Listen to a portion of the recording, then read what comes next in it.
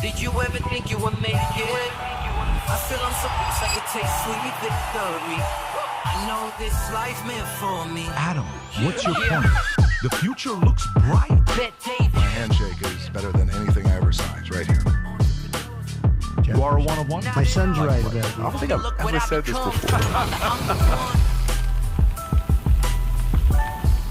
Okay, so let me start off by saying we are late today because of me, because my 4-year-old was performing for Christmas event, the biggest event of the year at our school this year, and she was up there. And you know, as a father, when you stand up and there's 1,000 people in the crowd and you look like a little geek and you're like, hey, please, do you see me? And then she just goes like this. And she goes like this. And that's all you wanted. All the money in the world, baby. That's all I wanted to see this morning. But we're here together in the podcast.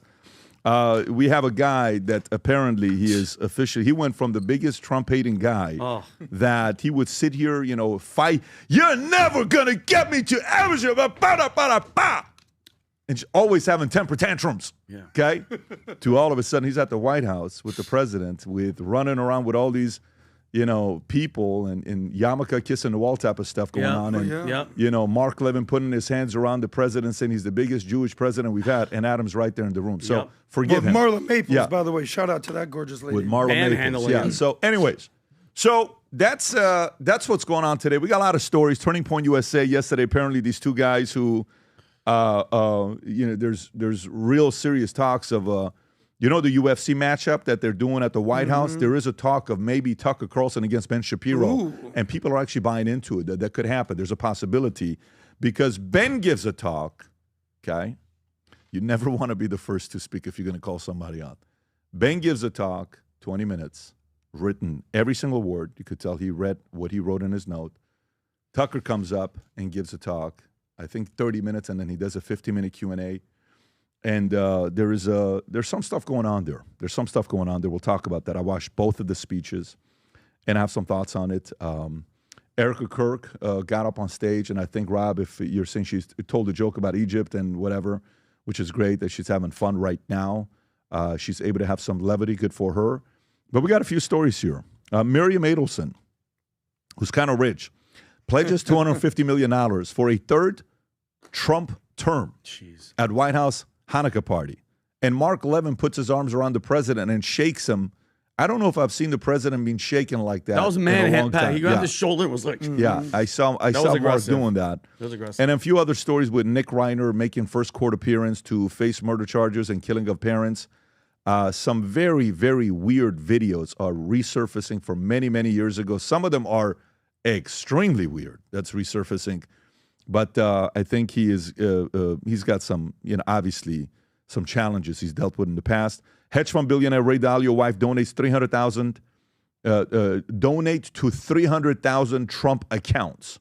300,000 Trump accounts. Good for them. Trump's approval rating on the economy plummets to new low. Poll, that's a Daily Caller story. Ken Griffin from Citadel urges Trump to create distance between White House and Fed with his pick for chairman. And Hassett's Fed chair candidacy received pushback from high level. We'll talk about that because that was one of the stories. Scott Jennings fires back where Wiles stands with Trump after Vanity Fair backlash. Trump and top aides publicly defend Susie Wiles on the Vanity Fair story that took place. Karen Bass admits botched response to LA fires, an unfortunate, candid moment. Dan Bongino to leave the FBI deputy director job with rumored replacement waiting in the wings. Poll shock, Democrats' congressional approval sinks to an all-time low. AOC leads. You ready for this one, folks? Listen, pay attention. If you're driving, put your hands on 10-2. Go ahead. I'll give you a second. You ready? Okay. Ready? AOC leads JD Vance for the first time in 2028 election matchup poll. God help And us. this is a real poll. Did you hear what I just said? AOC leads JD Vance in 2028 matchup poll. It's not a big lead, but it's still a lead. Would you have ever guessed that AOC would have been ahead of JD Vance? Well, that time is here. Ramaswamy calls on conservatives to reject groypers. Benny's got some thoughts on that. Youth sports in crisis as skyrocketing costs price out parents, threaten childhood health. It is expensive, to be honest with you. Like everything we were part of a soccer team. One soccer team, it's like, you got to buy 7 jerseys. I said, what did you say? He says, Jennifer comes and says, he needs 7 jerseys.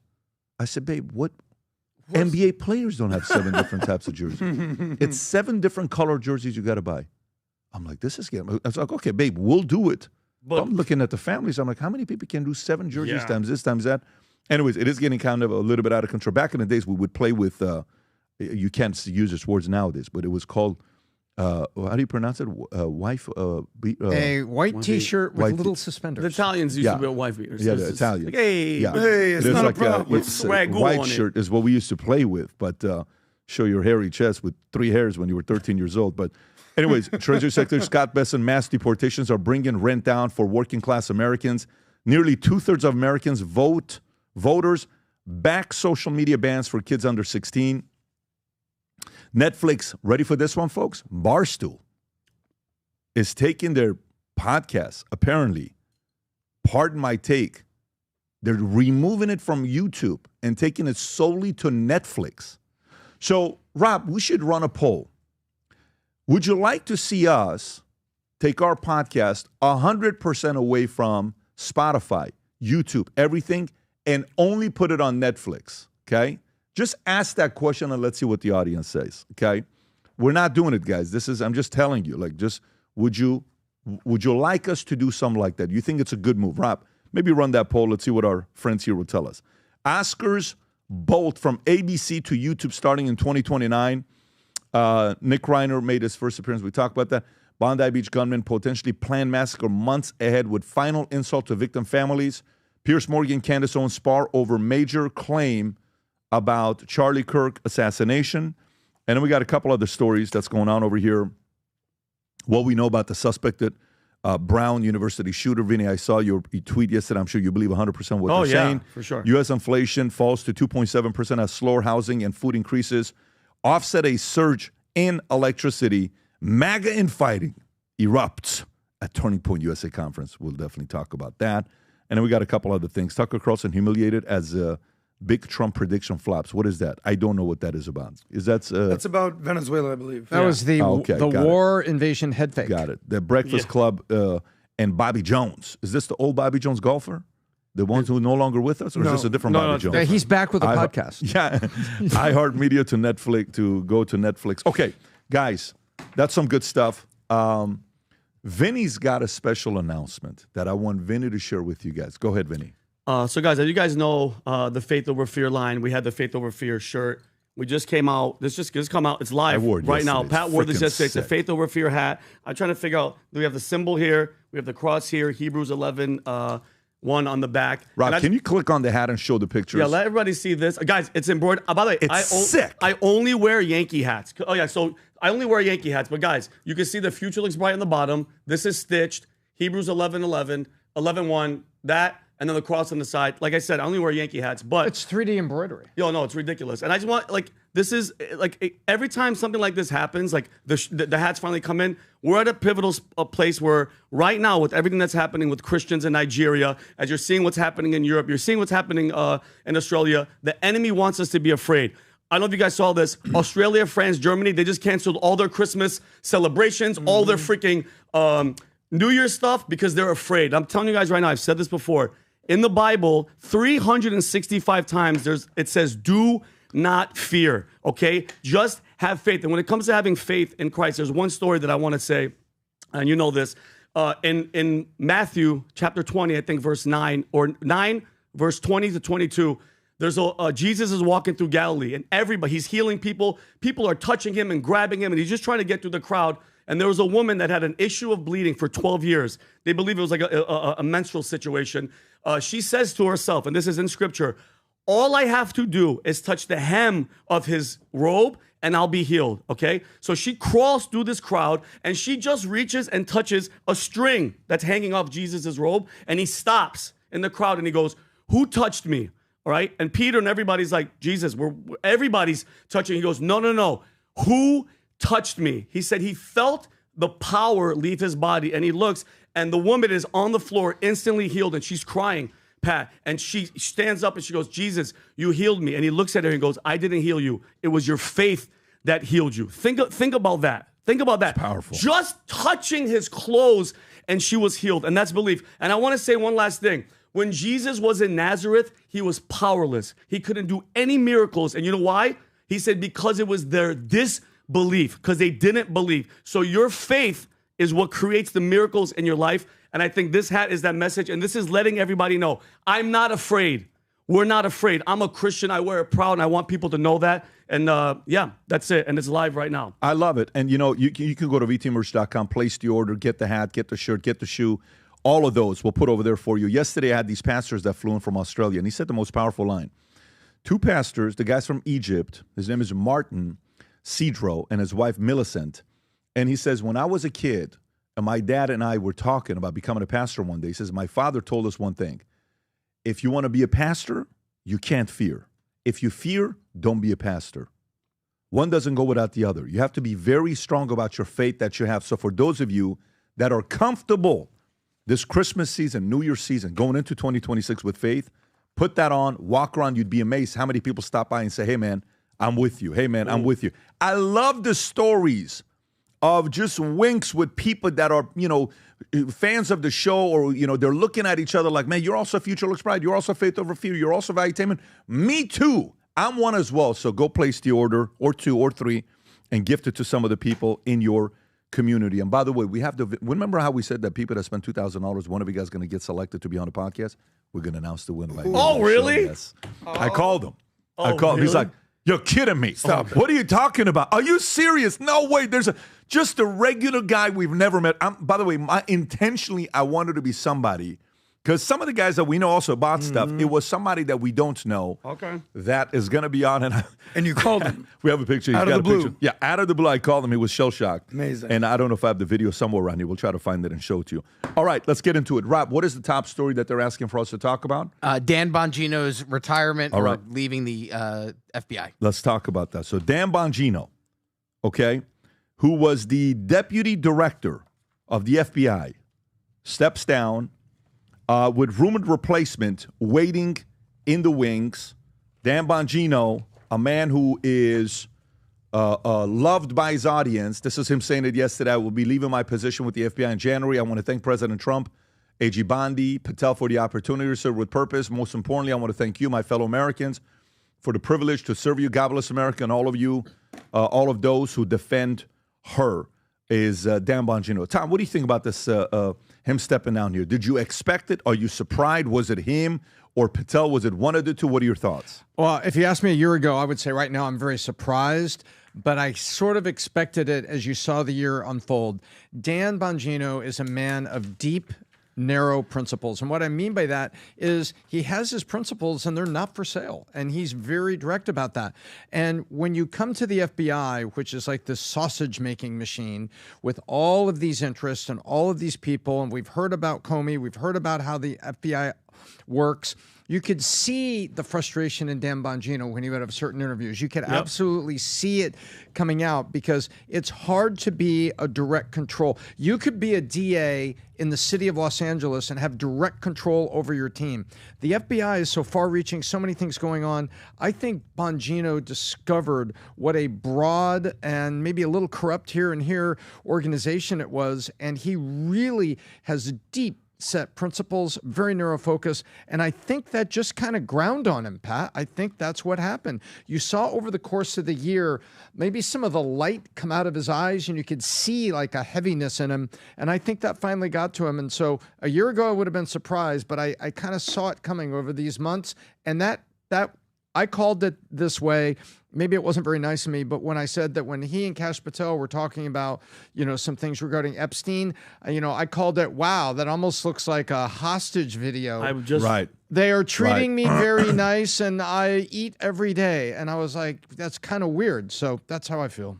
Yeah, I think everybody remembers that clip of what happened. That's the one right there, Rob, if you want to make it bigger. And go straight to it. I'm glad you're doing that.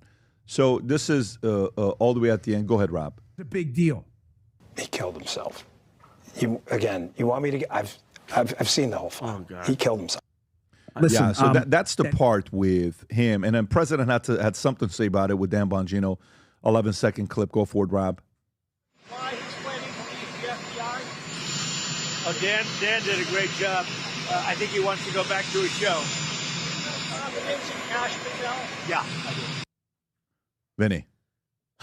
And again, because we don't know everything and I don't know the inside, just like we had the conversation yesterday, I don't know my if I had to assume, I mean, him with the platform that he had and all the stuff that he was talking about with Cash, it felt like, remember the people like me that were like, yes, we're finally going to get something. I think when he came in and he saw what was going on and he was like, oh my goodness, like, and they told him basically, hey, listen, this is where this stops right here. Your passion, your push, all the stuff that you talked about on the show, you're going to be going after these bad guys, but these guys, you can't do that. And he looked, and that's proof that video, for anybody that knows body language or the way speech, that didn't look like it was him speaking, especially not the guy from the podcast. That was not the Dan Bongino that we know. And I just feel like it took a while. Remember, it was a couple months ago when I said, I want to say 5-6 months ago when I said, if somebody comes in and as a Christian, a proud Christian, and you're not supposed to be afraid, obviously faith over fear, if you see something like that and people are abusing and you're told not to talk about it because X, Y, and Z are powerful, and then guess what? You should have walked away earlier. I'm happy that it's happening if that's what it is, but he should have walked away. I'm very curious to what the podcast is going to be like now because A, when you go on the FBI, Tom, you can't talk about your non-disclosure. You can't say anything. So is it going to be like well, I can't say nothing but blah, blah, blah, blah, blah, and is it going to be one of those allure Candace type podcasts where it's like, I can't say, but maybe this and maybe that. I hope the best for him, but it's not a good look. Well, I think more than you can't say anything. There was a leak that came out that he and Pam Bondi got into it. I heard there was an argument. But he's like, wait, why are we holding these files? Why are we doing this? And she apparently drew a line and said, Dan, this is the way we're doing it. Yep. Adam. Well, number one, Dan Bongino is a patriot, and all the people out there that think he's been compromised and, oh my God, we can't trust him now. Check yourself before you wreck yourself. This guy has been for decades an American patriot. And just because he comes into the FBI as a deputy director behind Kash Patel, all of a sudden, everything that he's ever done is compromised. To me, that's BS. Well, who said that? Who said everything? A lot of people said that, including... No, I did. Including... Wait. No. Including you. Don't misspeak for me. On. Don't say I said everything. Listen, No. tough guy. No. Do I start ranting and raving when you're ranting and raving? Lying, am I lying about you while you're talking? I'm not even talking about you. Why are you making this about yourself? You're saying everything. Faith over fear, buddy. I have zero fear about you. Okay, go ahead. Shut it. Go ahead. I'll let you finish. Go ahead. Thank you. 3 days to Hanukkah. Get the fighting over now. As I was saying, Dan Bongino, American patriot. Number two, this is what happens when an outsider comes in, peeks behind the curtain and goes, oh, gotcha. Let me kind of fall in line on this one because what you don't know, it's like kind of like the famous Cuomo phrase, you campaign in poetry and then you govern in prose. Once you see what's really going down behind the scenes, you kind of have to act accordingly. What I'm most interested in is he's going to go back to his show. I think he's a major partner in Rumble. Mm-hmm. So what are the odds that he's going to have a show again? Oh, he is. ASAP. Most likely. Yeah. So do you think he's a truth teller? I do. Is he going to tell the whole truth, nothing but the truth, so help me God? Most likely. Remains to be seen. To put him in the category of Candace, of just asking questions and making up conspiracies. This is a real person with real credibility, with real knowledge. I'm excited to see what he has to say. He's not going to do bullshit speculating. He's going to give you the real facts. That's my opinion. But saying everything that he's ever done, I don't think, who questioned everything that he's ever said? We're saying the stuff that the main thing that he was on his show constantly talking about was the Epstein files. And then once he gets in, the main thing he did, Adam, was redact the Epstein files. And why do you think he did that? Redacted all the names of all the people. Why do you think he did that? Why do you think? Because he was told to. It's not a conspiracy, Adam. Well, let's see what let's see what he says on his show. He can't say anything on the show. That's the problem. Please why don't act. Why are you acting so definitively like you have the answers? Go to VinnyHasTheAnswers.com and find out the bullshit that you're spewing. Anybody that's watching, and the people in this room, didn't I say at the beginning, I don't know? Perfect. You should just stop there. No, Adam, this is a show where you have opinions. Yeah, I know. You have aware. yours. My opinion I know. We're is doing it right now. the Christian guy that's talking about the Epstein came in and it was this. Like somebody had a gun and he goes, he killed himself. Give me a break, Adam. Okay, so you find Dan Bongino to lack credibility. In that story, and that's, yes, I do. Well, there you go. And that's fine. And guess so what? He'll You're answer going to that watch his podcast and you're not going to get anything, Adam, because guess what? The most powerful people in the world are those people, and that's my opinion. Well, I happen to think he has a little more credibility than you're giving him. He has credit. He was a Secret Service member. Okay, Adam. There is a lot of one time we had James O'Keefe here, and he said something. Stud, by the way. He said if you He says, sometimes, he says, I try to not get too close and become too friendly with all these guys. And I said, tell me why. He says, because once you do, you can't call them out. Like when he called Pam Bondi and he's like, hey, you said this, we have the recording. Yep. I have to release it. And then she got ahead of it and she went and said, we have tens of thousands of hours of all this other stuff, right? So, you know, I think if you're in media, if you choose to go in, it's almost impossible or hard to get back into politics. However, a lot have done it. A lot of people have done it. This is not, I don't know how many people have gotten this high of a job and then go back into media, where was this public of a thing that you were against with vocal. Yes. So that's the part. Let's see how he's going to handle it. You know, yesterday we had a guy that came over there telling me about, you know, they want to be able to give away Bibles to people that are being deported. I said, how are you going to frame that? The guy's like, what do you mean? It's a Christian organization. We gave, you know, some money to this year. I'm not going to mention them because it was a private conversation. It says, the people that are being deported, we want to give them a Bible on the way out. And we're working with the government right now to give them a Bible. I said, okay, let's role play the script. ICE came and arrested me. I got handcuffs behind my back. Give me the Bible. How are you going to hand it to me? Do you understand what just happened right there? Yeah. I don't know if you understand what I'm saying. Tuck it in his pants? You're like, look, man, you know, I think it's going to be fine. On your way out here, let me put this under your arms. Yeah, tuck the Bible. God loves you. Yeah. But he loves you in Mexico. Yeah. Okay. Afuera. But by the way, there's a part of it that's being funny, but there's a part of it that's real, right? Bongino has to come back, and in his mind, all he's thinking about is, for months, I bet, how am I going to frame the one question everybody's thinking about? He's thinking all about framing right now, how he's going to present it. Sir, let me ask you a question. And I don't trust anybody 100%, just like Trump said about, I don't remember who he said. He's like, do you trust him 100%? I don't trust anybody 100%. Level of trust and credibility you think Bongino has? Are you at 80%? Are you at 90%? Are you at 50-50 overall with Bongino? No, I think Bongino's a very fair player. I think he's a straight-up player. I think he's all-around very capable. I think this is a very, very technical, complicated topic that the average person cannot deal with, especially somebody that is a very, very strong Christian.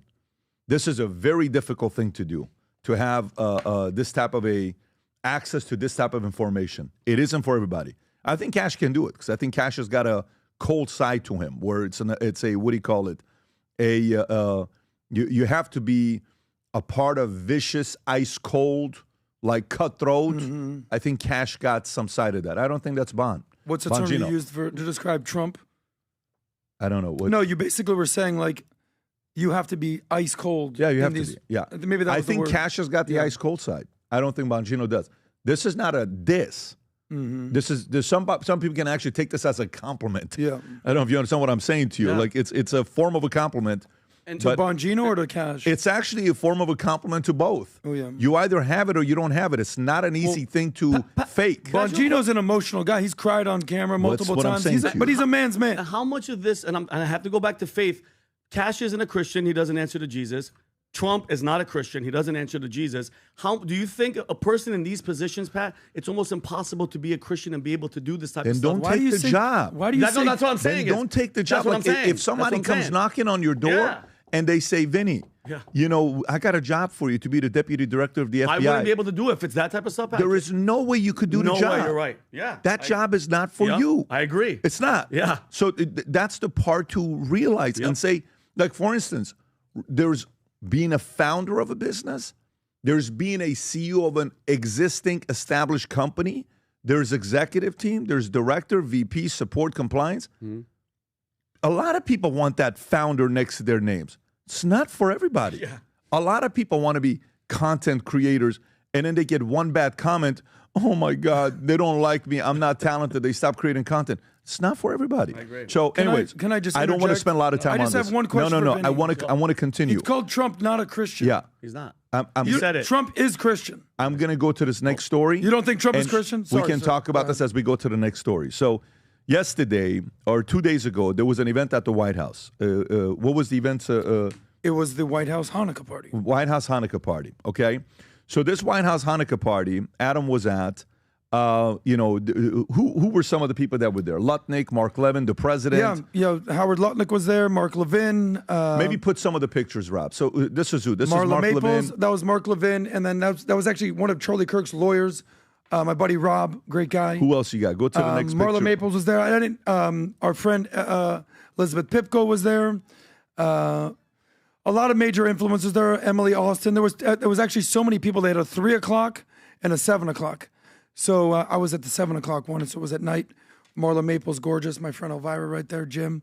It was an amazing time, and Trump was very gracious and amazing people. At this event, Miriam Adelson, okay, who has a few dollars, pledged to give 250. Is this the video, Rob, of her saying it? She wants to give $250 million, okay, for one reason. If one thing is possible. You ready? Back up a little bit, Rob. Okay, go ahead, Rob. Here we go. Israel. Well, Mr. President, when you were in the Israeli parliament and you gave a speech and you saw me from far away, at that time I came with a scooter to the parliament just to hear you. I wanted to hear you alive. And then you say, Miriam Adelson, and I stood for a second, but it was so painful, so I sat. Then you screamed, Miriam, stand up! And I wish you would have known, but I stood up and heard all your compliment, and thank you very much. I saw you back there standing. Yeah, you saw me. She stood Thank up you. bravely. And now I met Alan Dershowitz, and he said the legal thing about 4 more years, and I said, Alan, I agree with you, so we can do it. Oh my Think God. about it. Alan's and I here would be- someplace. Where's Alan? Alan is here, or he had a flight? Alan is here? Democrats are So losing. you can pause it right there. So she committed, pledged to $250 million if we can do 4 more years. And in Mark Levin, there's a scene with Mark Levin that he said the following. Rob, if you want to pull up that clip, this is Vinny's favorite. This is a scene of Mark Levin going around the president. Go ahead, Rob. And these people do like Israel. Hold on. And he loves Israel too. It's true. Like 2 seconds. Oh, look at him. He's manhandling him. 6 years ago, I was up here, and I said, "This is our first Jewish president." It's true. Now he's the first Jewish president to serve 2. Okay, so Mark Levin. Levin. So, that event's taking place. Bunch of things are happening. Adam, tell us the context of this event. So, number one, with Miriam Adelson, let's understand that the media narrative doesn't understand one key word, sarcasm. Miriam Adelson is actually the only person who had a seat at the event. Paul Gosar, Representative Paul Gosar, if you ever see this, thank you. Actually, we were having a conversation. He goes, you want to come with me to the green room? We go into the green room. I meet Howard Lutnick, great guy. Steve Waitkoff's there, awesome people there. I'm talking with sort of like the who's who. Marla Maples all there. Everyone's standing. It's a packed room, 500 people. I'm up in the first 50 people in the row. And Miriam Adelson is sitting right there. And he's giving shout outs to everybody as if you're like, what up, what up, what up? And certain people he called up on the stage. Miriam Adelson, he calls up. She's sitting down. She comes up. It's sarcasm. If you play the clip that I actually sent, he basically said, she gave me $250 million, but we all know $250 ain't what it used to be. It's sarcasm. And even called out the fake news in the back. He goes, they're going to write about this. They're going to spin it. They're going to talk trash. It's sort of a joke. Now, do I think Trump is going to run in 2028? I don't. Are there people that would love to see it? I'm sure. He brought her on stage. If you give $250 million, you're going to get a little stage time. That's kind of how it works. Of course. So she was being sarcastic. He was being sarcastic. But the idiots in the back of the room, I guess, don't understand sarcasm and jokes. I don't think he's running again. But essentially what she was saying is, if you do, I'll cut the check. That's my opinion. You want to show that clip? Because you didn't play the initial part of it. When he goes, it's not what it used to be. He was talking about $250 million. Do you have that? It's not what it used to be. That's my goofy laugh.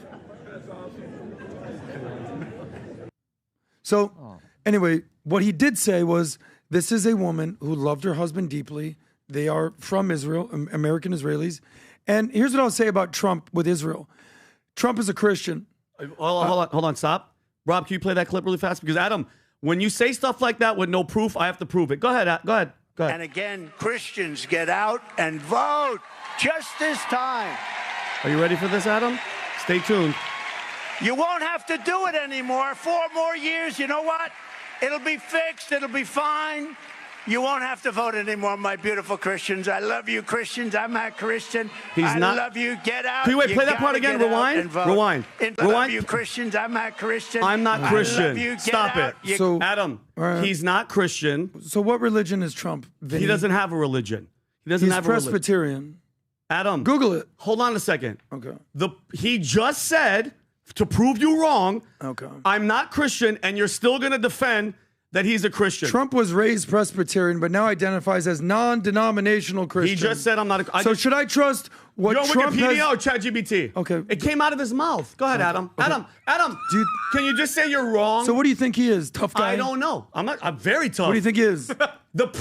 Adam. He was raised in a Presbyterian church. Am I taking crazy just because pills? he doesn't... He says just I'm not because he's Christian. not as Christian as you would like him to be. What do you think he is? You're defending something that just came out of someone's mouth. Continue with your story. I'll sit back. Well, I'll sit back. What was the question? Vinny, I turned my headphones off. Get off your high horse. Okay, if people aren't as Christian as you would like them to be, now you see how the argument just changed. I just proved you wrong, and now you're making it about me. Continue with your story. How did you prove me wrong? He's not Christian because he's Presbyterian. Adam, we ChatGPT'd it.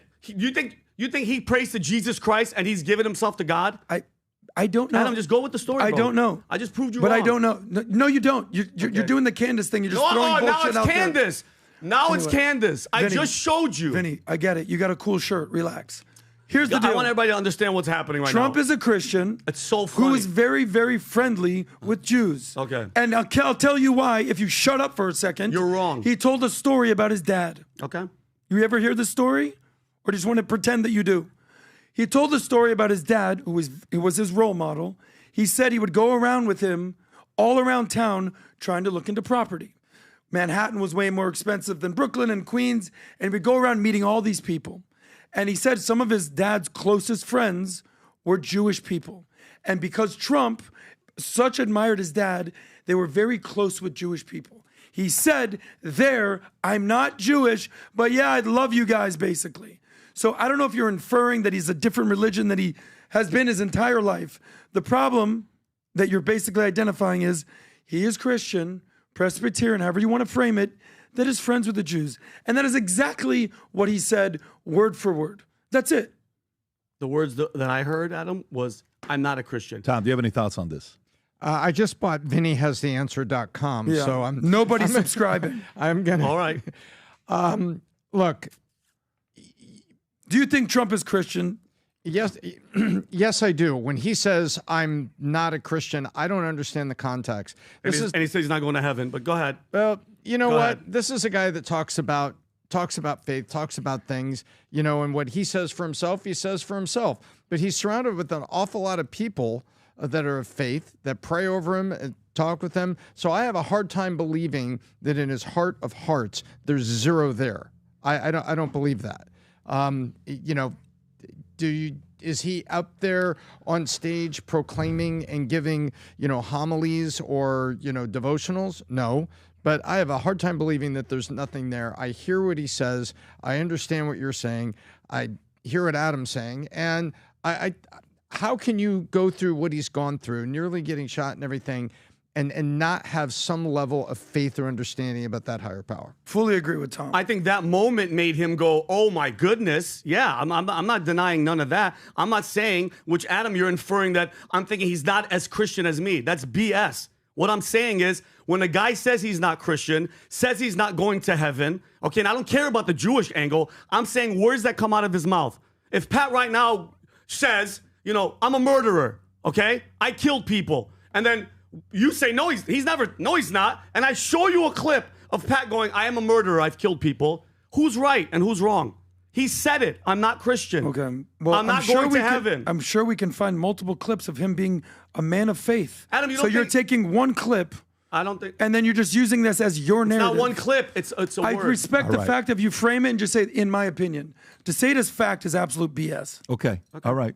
Let's Do you move think on. he's a Christian, Pat? I think, at the Turning Point USA event when he said his Lord and Savior. He said to Meaning what, Charlie, Pat? His Lord. Not mine, but his Charlie's. Lord. Charlie's Lord and Savior. Come on, man. And I don't know if, he grew up going to the Norman Vincent Peale Church, the Power of Positive Thinking Church, which was a very well-known one in New York, that he would go to and listen to his message, because Norman Vincent Peale was more like a motivational speaker. He was like the old school 50 years ago's, what do you call it? Who's the guy from Houston? Joel Osteen. Joel Osteen. He was like the OG Joel Osteen. He was such a great speaker from stage, great orator, and he used to go there to New York to listen to this guy. He passed away in 93, which is 32 years ago. So this is the era he comes from, and this guy was phenomenal. If you've never read the book, The Power of Positive Thinking, you should. I don't know whether he is or not. I can only tell you what I've heard him say. And to me, I don't know. I think he is a extreme professional politician. In that scene, when I'm looking at that, I would be very uncomfortable if somebody put their arms around me like that.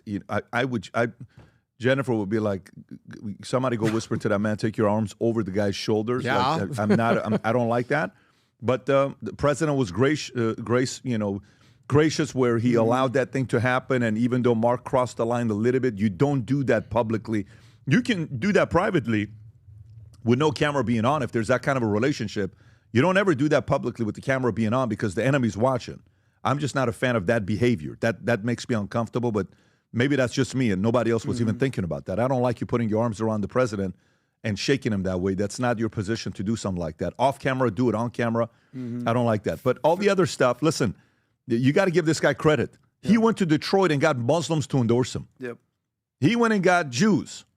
He got the freaking Teamster president in 121 years. They've never, ever gone to the RNC. Okay, Sean O'Brien. And he had the audacity to allow the guy to speak, and he got up and trashed capitalism. This is a very different kind of a guy. He's not everybody's guy. But maybe at a time like this, you need a guy like him to lead because, to do and deal with all the shit that's going on, you need a little bit of cutthroat mentality. And he's got it. Trust me, like when you think about certain people, Mike Huckabee, is he a good guy? He's probably a good guy. Raised a good daughter who became a governor. Yes, he's probably a good guy. Do I want him as a president? No. Why not? You're not cutthroat enough for me. Because, these rooms, you have to be able to have one conversation, you're being diplomatic. Next conversation, we got to make a tough call. So, I don't know. I think the profile of who he is as a leader, I'm very happy with him. I saw a lot of messages this week with the president has lost it. I'm so disappointed in him. I'm so disappointed in what he's doing. He is exactly what, I didn't vote for it. I voted for. Okay, bro, relax. Yeah, pump the brakes. Yeah. You go ahead and have Kamala your president today. Go ahead. Go ahead and have Biden be your president today. No. I think he's the right guy for the job today. And at $250 million, I do think it was a 50-50 joke. Meaning, I do think 50%, if she could, she would do it. Oh, she would. Yeah, I know. That's what I'm saying give to you. The money. I don't think he's running I know, again. Yes. but it's 50-50. No, he's not running again, not because you think he's not running again because he doesn't want to run again, or do you think he's not running again because he can't? Because of the law. Yeah, I know. I mean, I was actually literally standing next to Alan Dershowitz when he called him out. Alan actually just left the room. Yeah. But can I just agree with you in a second? Yeah. There's a lot of people out there that are trying to make their name, trying to tear down Trump, whether that's on the left or even that's on the woke right, as they call it. Here's what I'll give you my opinion. We were all fed a bowl of lies that Trump is a Russian asset, he doesn't love America, that he's selfish, he's all doing this for the real estate. Being in the White House was an incredible honor. Being around Trump and his orbit was incredible. The man loves America.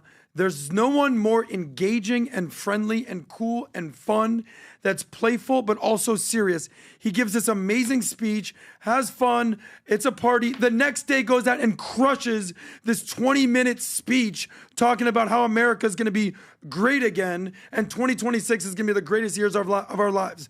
And talking about the Olympics and talking about the World Cup and talking about America's 250th birthday. The man is a badass. He's a hard hat everyman billionaire. That's very hard to do. To be able to put on a hard hat and talk to every single guy out there, but also be a billionaire and not be detached from the average guy's, affordability issues is a very unique quality. And as someone that did not like Trump 10 years ago, I'm a massive fan. And I think most people should wake up and realize the guy's the best president of our generation. Yeah, there you go. Okay. Thank you, sir. Sounds good. Let's go to the next one here. Next story I want to get to here is, Rob, let's go to the Turning Point USA. Turning Point USA is having their annual AMFest event.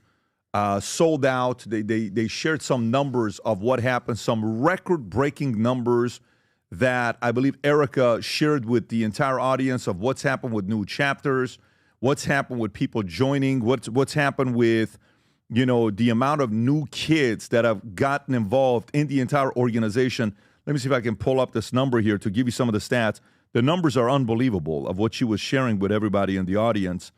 Do you have that, Rob, or no? Anyways, it was like 1 million kids joined, 3,000 new chapters created around the world. The amount of money that was, sent in from people around the world, just record-breaking all across the board. I have it. You have it? Is this her giving the update? Yep. Right there. Zoom in a little bit, Rob. Okay. That's actually not Barron Trump. It's just accounts called Barron Trump News. Erica just dropped her numbers. 50 TPUSA chapters opening every day. 8,000 plus church partnerships. 140,000 requests to join. 1 million students involved. 3,000 Club America chapters. 1,400 college chapters. I mean, this is extremely impressive. Now, can they keep the momentum going or not? There's a lot of people that behind closed doors are going to be doing everything in their power to make sure this momentum continues. But it's going to rise and fall all on leadership. Rob, what speeches? Is this Erica giving a speech? This is her talking about those numbers. What else do you have? Let's go with the Ben Shapiro one. So Ben Shapiro gets up, and I watch the entire speech. And it was a straight-up call-out. It wasn't like he came up, it was all intentional. It was all written. It was all clear. And it was targeted at mainly 3 people, but mainly 2 people, okay? And here's Ben Shapiro. Go ahead, Rob. So, for example, if you host a Hitler apologist, Nazi-loving, anti-American piece of refuse like Nick Fuentes,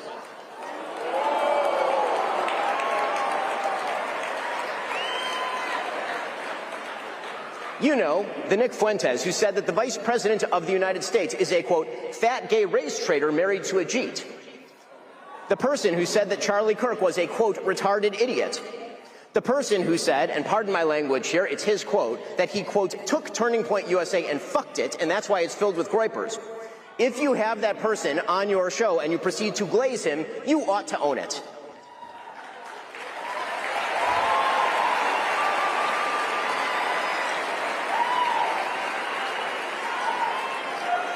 There is a reason that Charlie Kirk despised Nick Fuentes, and indeed even chided Dinesh D'Souza for debating him. He knew that Nick Fuentes is an evil troll, and that building him up is an act of moral imbecility. And that is precisely what Tucker Carlson did. He built Nick Fuentes up. And he ought to take responsibility for that, just as he ought to take responsibility for glazing pornographer and alleged sex trafficker Andrew Tate, or for mainstreaming fake historian and pseudo-Nazi apologist Daryl Cooper as America's best and most honest popular historian. Hosts are indeed responsible for the guests they choose and the questions they ask those guests.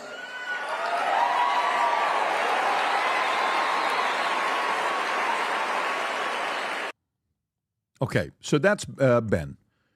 Then, and we know who Ben is calling out. Like, it's not even funny who it's called. It's clear. He could have just wore the t-shirt. I don't know if we have the clips. He directly called out Candace multiple times by name, called out Tucker several times, and obviously there was Nick Fuentes. Those sort of the big 3 you were referring to, Pat? Yes.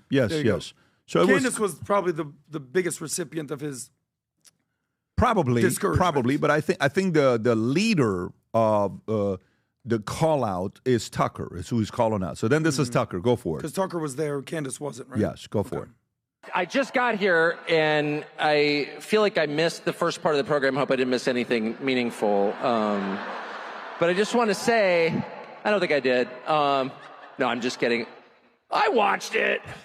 I laughed. That kind of bitter, sardonic laugh that emerges from you when, like, Upside Down World arrives. When your dog starts doing your taxes, and you're like, wait, it's not supposed to work this way.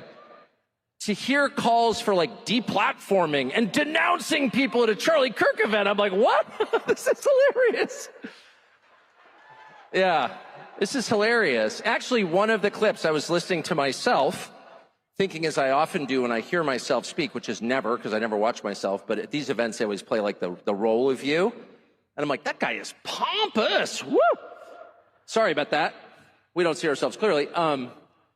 But the prediction that, at some point when Republicans took power again, which I did everything I could, to help, and really felt that was important. I still think, I was right.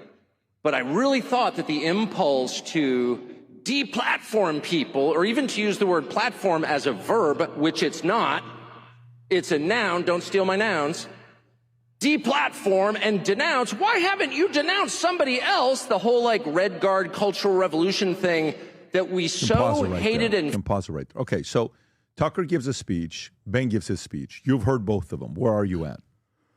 So the basic premise of Ben's speech is that truth matters. And we all know that the World Economic Forum came out and said that the biggest concern in the world right now is misinformation and disinformation. And he basically called out certain people for peddling myth truths, untruths, semi-truths, and then operating under the guise of, I'm just asking questions. So to me, Ben was very clear, very direct. I was never a huge Ben Shapiro guy, and I was certainly never a big Tucker guy. But between both of them, they're legends, we get it. To me, this comes down to one word, midterms. Who is helping coalesce, build a coalition around 11 months from now, we're going to have another election.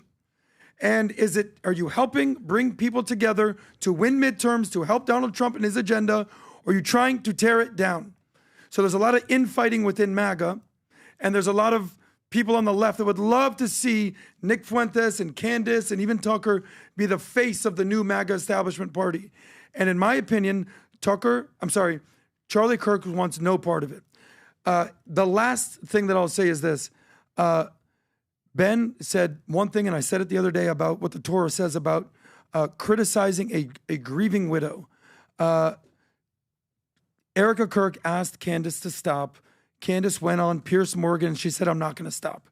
As if she's the FBI and she's leading this investigation. So to me, at the very least, I'll say this. Ben is the same person he's been for 20 years that we've seen him on air. Tucker has flip-flopped and he's fake. And now, because he's an American, he goes and buys a property in Qatar. Not in Detroit, not in Dallas, not in Boston, not in American cities. He's buying a house in Qatar. And why? Because he's American. God bless you, Tucker. Vinny. Well, the WEF, I don't know that the World Economic Forum, I don't know we're going to be going by their guidance when it comes to disinformation and misinformation, everything that they push from global warming, fake disinformation for COVID, and now we're finding out that, people are having cancer and kids are having heart problems and people are dying and they lied to us. So I don't take any heed to the World Economic Forum. But if we're trying to worry about saying that misinformation and disinformation isn't a thing? No, of course. It's your job to go out there and look. That's why nobody trusts the media. That's why nobody trusts the government. Nobody trusts anybody. It's your job to go and look and find the information and fact check everything that you talk about, just like how I did earlier in the show. My thing is this, Adam. If we're worrying about the midterms, why would Ben Shapiro go up in front of Turning Point USA, in front of everybody, the youth, I want motivation. I want something, because the real enemy is the left. It's the Gavin Newsoms. It's the AOCs. It's all those people. Instead of using that 20 minutes to unite and say, guys, with all the differences, that's the mission, that's the enemy, you're going to talk shit about 2 other people and 3 other people and just bash everybody, okay? The crowd seemed to like it. They were cheering. Half and half, whatever, boos and claps. I don't know. I wasn't there. It's just, that's your moment that Charlie fought for people to have debate.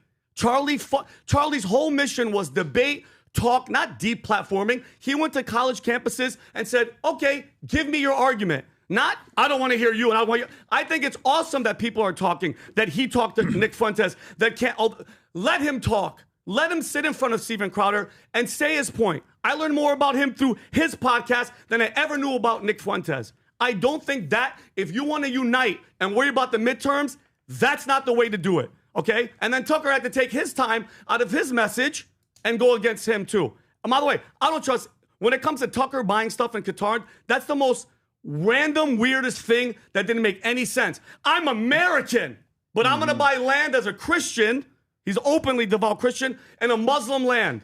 I don't believe it. I don't believe it. Somebody might be getting paid. But I just feel with everything that's happening, they missed the freaking mark. This should have been about America and the actual enemy because the Democrats are laughing their asses off, period. That's my opinion. By the way, a very reasonable take you just gave. Thank you. Very reasonable take. Tom, your thoughts? So my thoughts is Charlie Kirk, I agree with your debate point.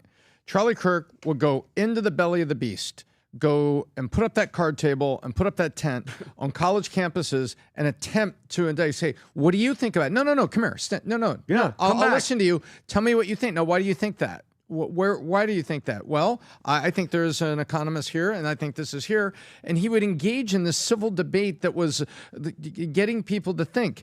And he was personally responsible for delivering Arizona and more. We saw him at the inauguration, and he gave us the numbers. They registered to vote more than 300,000 new voters in Arizona. And if you take a look and just say 60% of those, just 60, not more than that. No, you know it has to be more than that. But let's just put 60% of those votes voted for Trump, 47. Guess what? He moved Arizona. Kerry Lake was in a war. You saw what was going on with that guy, Ruben Gallegos, whatever his name is. There was a war going on. It was neck and neck. There was all kinds of things. The governor was ignoring what was happening in terms of in these neighborhoods in Tucson where you had these immigrants that had come across that were squatting and things that were happening. It was being ignored, and people were flipping out. And yet, Arizona was razor thin. And guess what? Charlie Kirk and Turning Point USA registered to vote, 300,000 people, and carried that state. And he did it one card table, one person, one student, one debate at a time. And I think that an opportunity is missed to bring people together and talk through that. It's not that people don't have passionate points about, I don't like the fact that you're talking to Nick. I don't think this. I don't think that. It's not that maybe there's those are individual points, that they have the freedom to have their points. And I'll die for the freedom for them to make those points. But I think there is a missed opportunity to bring this together because the midterms are critical, not because of our side, their side. Midterms are critical to move more thoughts and more hearts toward America and what it stands for with rational debate that moves people across the line. That's where I worry about the midterms, and that's why I worry about it. And I just don't like to see this. Yeah. I don't think it helps. So to me, there's a couple things here that I want to go through on both of them. One, when Ben Shapiro spoke, you could tell he's speaking a lot of logic, prepared, intentional, to the point, punchy. When Tucker spoke, Tucker's a more talented person than Ben Shapiro. It's not even close. Mm-hmm. Tucker is funny. Tucker is charming, charismatic, persuasive. He flirts with being manipulative as well, but persuasive. And he knows how to work the stage. He's talented. He's capable. Ben is brilliant. But Tucker is talented and capable. Tucker went emotion. Tucker went heart. Tucker talked love. He mentioned the word love 20 times. Ben is purely logic, okay, is what he's going to. So talent-wise, Tucker's a better talent of delivering a message. Not a question about it, okay? More educated, read all this stuff. Maybe you put Ben there ahead of him. He probably knows more about the Constitution and things like that. Yeah, you can put that category in there. Where was Ben right? The part that Ben was right in when he said, even Charlie reached out to Dinesh and said, why would you debate Nick Fuentes? Because in the debate between Dinesh and Nick won. I don't know if you guys saw the debate or not. Nick was a winner. He came out the winner of that debate between the two of them, and Dinesh came out as the older guy that I know what I'm talking about. You don't know who you are. You're a kid. And so Charlie's like, what are you doing? So as much as Charlie is for debate, Charlie wasn't for everybody because Nick was a disruptor to him. So even Charlie had lines, okay, on who we would have. Nick didn't speak at the event, okay? Nick is never spoken at this event. I don't think he'll ever be invited. Yeah, but what I'm trying to say to you is there's a reason why he didn't. So to that point, Ben has got a very, very good point on what he's saying with Charlie, okay, and what Candace and some of these other guys are doing with the topics. And then, by the way, you know who else Ben called out? Megyn Kelly. Ben also called out Megyn Kelly. There's a direct call out to Megyn Kelly. He says, look, I'm a big fan of Megyn Kelly, but even Megyn Kelly came out and said X, Y, Z, and I'm not with that either. He says, what do you mean? You know, all she's doing is, I don't know, maybe she's going through stuff with mom and all this other stuff. She's talking about Candace, yes. So I actually, I have to tell you, Ben came across as the more mature guy here, but it's like you're married to Ben, but you're attracted to Charlie. Yeah. I don't know if that makes sense or not. It's like Ben is the husband, but Charlie's the guy you follow, and you're like, dude, Charlie's a freaking, you know, not Charlie, what do you call it? Tucker is, I just kind of like him. You're attracted to Tucker, but you're married to Ben, okay? Because Ben is what? Boom, boom, boom, boom, boom. I get that.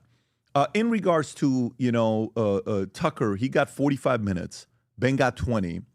I think Ben probably donated his time. I think both of them probably donated their time. But if you look at the flyer, guess who Turning Point USA put as the first picture of speaker? It's Trump. Oh. Guess who's 2? I don't know if Trump is speaking at this one or not. He may or may not be speaking at this event. He probably is. Can you put the poster, the big one, the second one, Rob, the second one? Yeah. Zoom in. They put JD. JD. Then they put, no, the second one, Rob, the one you had, yeah. They put JD, and then it's Erica. And then it's Tucker. Wow. Then it's Bannon. Then it's Junior. Then it's Tulsi. Then it's Megyn Kelly. Then it's Jesse.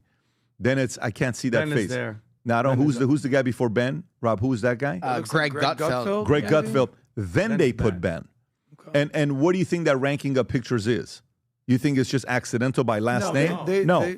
It's by who has most influence today. Yeah. JD is first. So Erica chose that list and that ranking. I agree. That's who makes that call. So Erica still chose Tucker ahead of Ben by 7 people. That's not accidental. So why is that? There's still a relationship there. Okay? There's still an affinity there. They're still behind the scenes where they have love for Tucker. So don't get it twisted. One got 45, one got 20 for a reason. And even though Ben and them, I think they gave $1 million to Turning Point USA, and they were the first ones to do the Charlie Kirk podcast. I think they were the first one that do it, if I'm not mistaken, Rob. It was Ben, it was Michael Knowles, and I think the crew showed up, and with Andrew and, you know, Andrew and the crew, Andrew, how do you say his last name? Colvert? Andrew Colvett. Colvett, yeah, Andrew Colvett. So, great guy. Yeah, but by the way, this is the bigger thing to be thinking about, is there is 2 philosophies here. The one philosophy is they're all getting ready for something. They're all getting ready for something. It's power grabs right now. Who's going to be the face of the conservative movement? It's a power grab. It's a fight. Who's going to take it? I really don't think Tucker cares to take it. I don't think so either. Okay? And I don't think he's the guy, to be honest with you. I don't think he's the guy.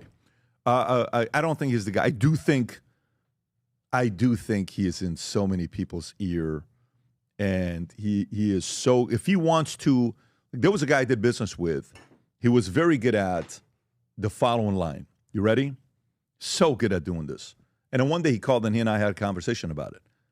He would call and say, so that we say, oh my God, you see what Patrick's doing? You see what Patrick's doing? You see what Patrick's doing with PHP? See how much it's growing? And insurance industry was like, we were the conversation of town. Mm-hmm. And everyone's like, holy shit, this thing's growing. You say, yeah, but they're doing great, but. Oh, the but guys. And so he created wedges. Is that the right word, Tom? Is that wedges against others? I do think Tucker's playing that game behind closed doors. Little shades here and I do think Tucker's like, yeah, be careful with that guy. Be careful with this guy. And I think he's doing that behind closed doors. He gives me the vibes that he's fully capable of doing that. Of course. I think Ben is doing that publicly. I think Tucker's doing that privately. I think Ben is doing that publicly. Tucker's doing that privately. And he's working overtime on that side. So, you know, where it's kind of like, I don't want to have the influence over the thing, but man, I want to disrupt and just kind of shake things up, just to shake things up to say, I still have that influence. I think that's kind of where Tucker's at right now. And for me, as we're going through this next phase, it's going to be interesting because one of 2 things is going to happen. Megyn, I don't know if that's going to happen, but Megyn Kelly is. There's got to be a synergist in this community right now. I don't know who that synergist is. It's not Ben. It's not Tucker. Neither one of them are synergists. It was Charlie. It was Charlie. No, I'm saying now. Yeah. Like, who is that person now to play that card? I don't know. We're going to see what's going to be happening. The reality is this. While this is going on, guess what chart came out? Okay? While this is going on. While this is going on, folks, you ready? According to a new poll from Newsweek, not Newsweek poll, Newsweek writes this article. I'll tell you who the poll is from. AOC officially leads JD Vance for the first time in 2028 election matchup. I'm sorry, what did you say, Pat?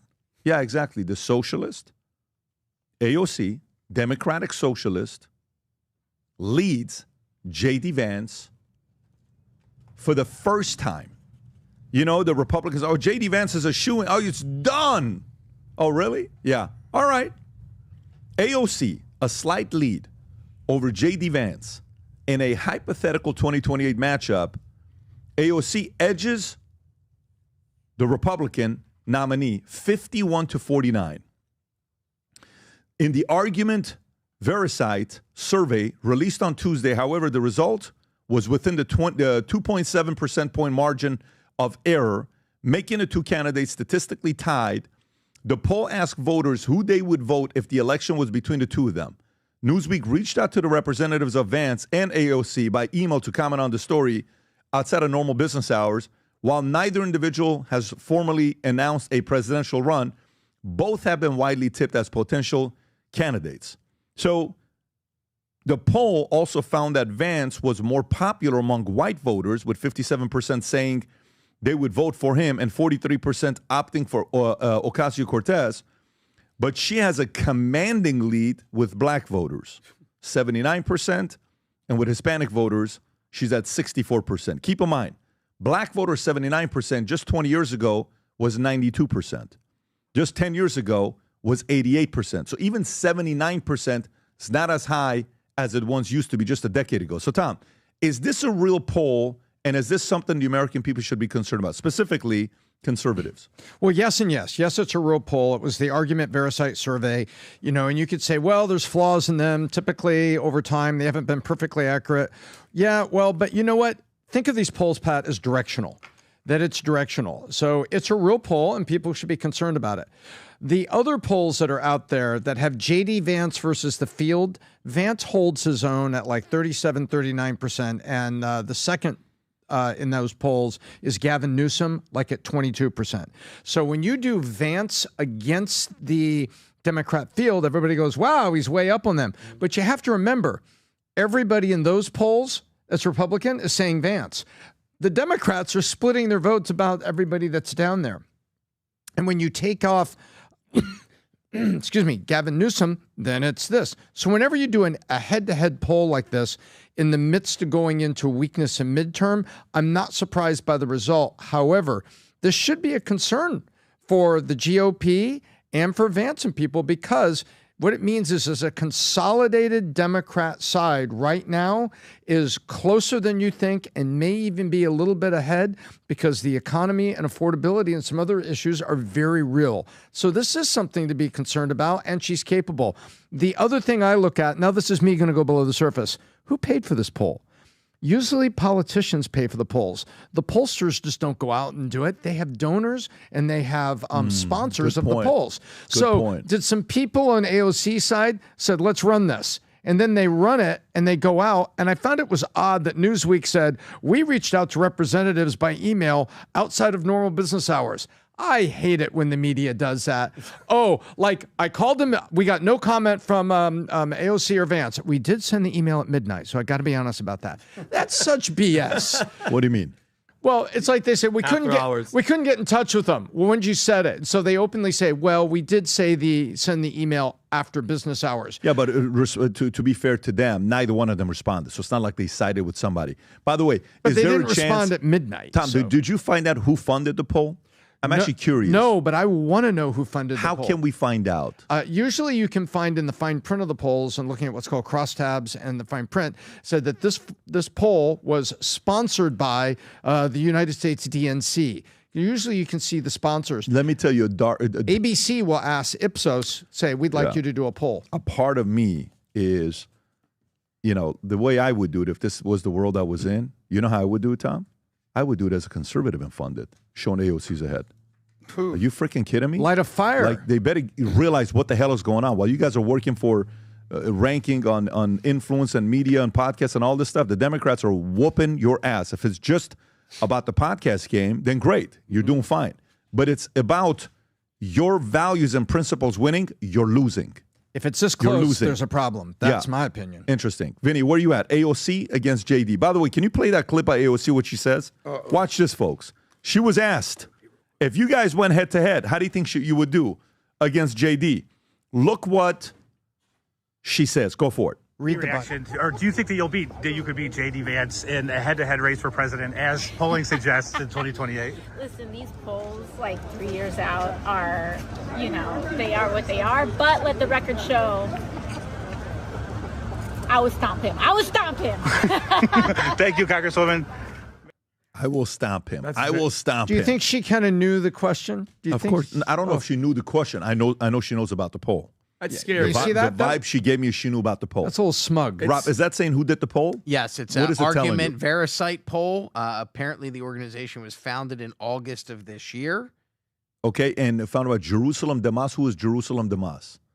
Tyler Cohen. Is that a left guy or a right guy? Who's Tyler Cohen? Who's Susan?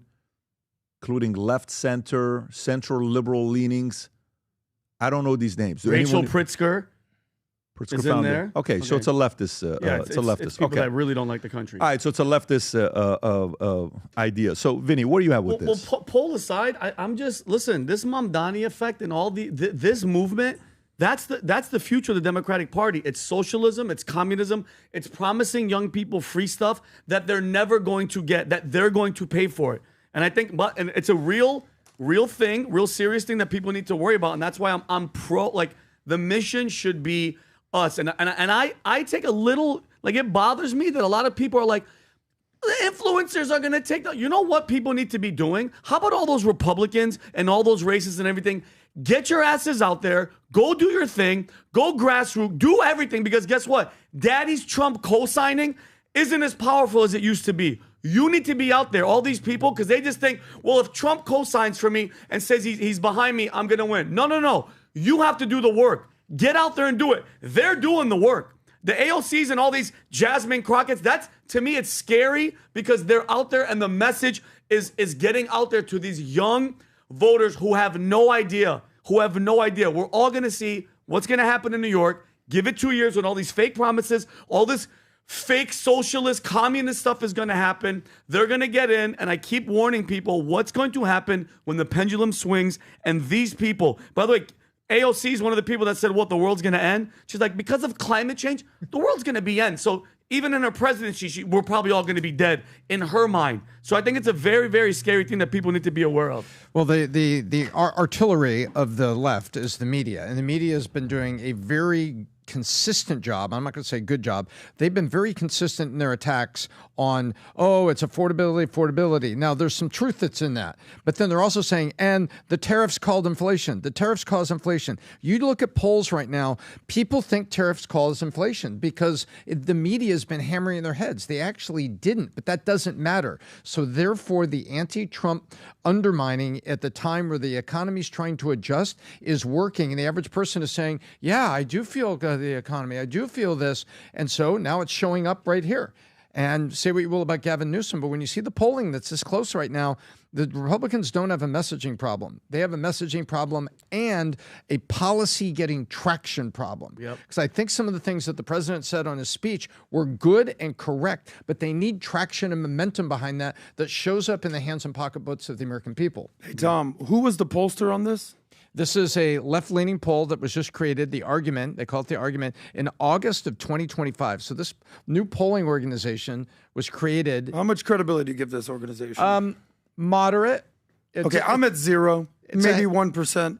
I don't think they only found a group of people that went only this way. I think it's very legitimate to get a group of voters that say, are people upset enough at the economy? You're and things giving like it this? zero. Okay, Yeah, I'll tell you why. You're giving zero credibility. Let me set you up. You're giving zero credibility to a poll that has AOC ahead of JD Vance. Yes. Go for it. It was established in August of 2025, so it's about 3 months old. Congratulations in your rookie year, pollsters. We also know how much credibility I give pollsters. I trust Vegas because they have money on the line, not some literal left-wing pollster rag that's coming out there. And shockingly, AOC is beating JD Vance in this one poll within the margin of error. This ain't Gallup. This ain't Pew. This ain't Rasmussen. This ain't YouGov. This isn't even ABC, CBS, NBC. None of it. It's some random media organization that's like, yeah, AOC hypothetically can beat JD Vance. To me, that's absolute BS. Oh, my God. AOC is an intellectual lightweight compared to JD Vance. She may have more style. She may have more Twitter followers in the land of eyeballs and an influencer economy. JD Vance is a real dude. I'm not the biggest JD Vance guy, so I'm not here defending JD. But in a debate, full-on hypothetical debate, if they're on stage between the vice president, JD Vance, and AOC on stage, she's going to get her clock cleaned. It's not even going to be close. And just because you're a big booty Latina, they ain't going to help you on this one. So to me, this poll's BS. AOC running for president is BS. Yes, she has influence in the Democratic Party. She has no influence in a greater landscape for the American economy. That's just me. Secondly, Erica Kirk came out during Turning Point and said that she's going to do her best to help get JD Vance elected. We'll see what happens with that. My focus is, let's end the year strong. Let's try to win the midterms so the trans community doesn't make a comeback. And then we can worry about 2028 in 2028. So to me, AOC is a non-starter. We haven't had a representative go from representative to president in the history of America. God. And you think it's going to happen with this intellectual lightweight AOC? What a Not pompous argument you just Sure, made. call me pompous, but I'm right. No, it's you don't understand. You know how many times you've been wrong, guy? Like you know what a pompous argument that is? Tell me why it's pompous. Let me tell you why it's pompous. Mm-hmm. That is by far the worst argument to have right now in this season. Explain. I'll tell you exactly why. Tell me the biggest victory Republicans have had the last 90 days. Go ahead. I'll wait. Go ahead.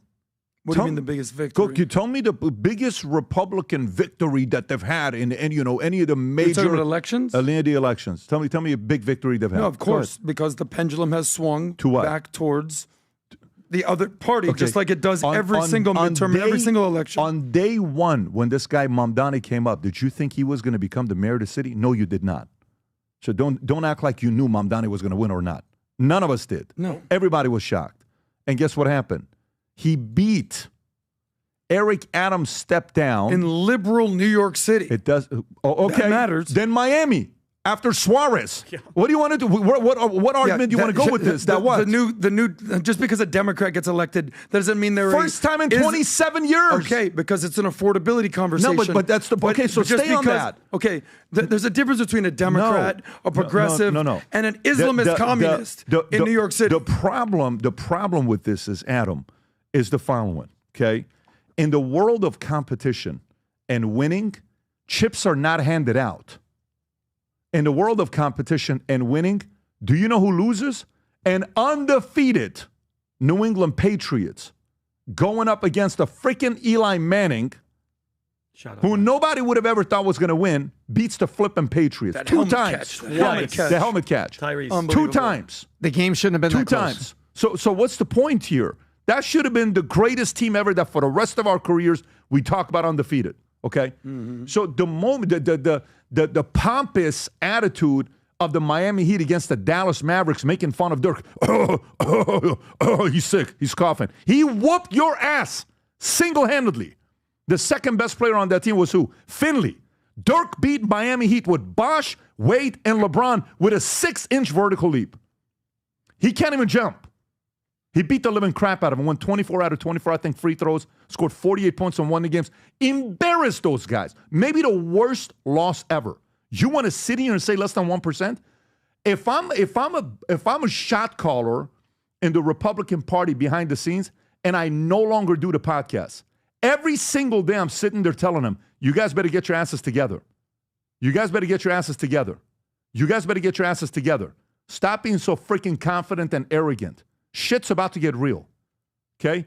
There's the victory of the Miami mayor and the victory of the New York City mayor is only validating AOC.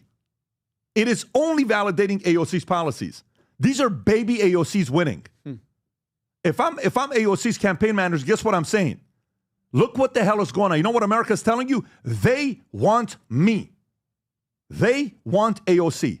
And you want to get cocky? No. Listen, as great of an election night 2024 was, while we were celebrating with 2,000 other people here going crazy, if these guys are going to go like this, and this is what the Republican Party is going to be, and you know all the stuff that they got going on, they better get together quickly. This is midterms are around the corner. By the way, midterms gets done. Guess what Trump's going to be doing the last 2 years? Nothing. Yep. Nothing. So no, I don't know. My biggest challenge right now is yes, a lot of these policies are creating what? They're making people making money. Hey, we're making money with AI. Hey, we're making money with crypto. Hey, we're making money with this. Hey, we're making money with all this stuff. All these deals that we're doing together. I totally get it. But 2028 is going to come like this. And then what? And the next president, Fox has announced it.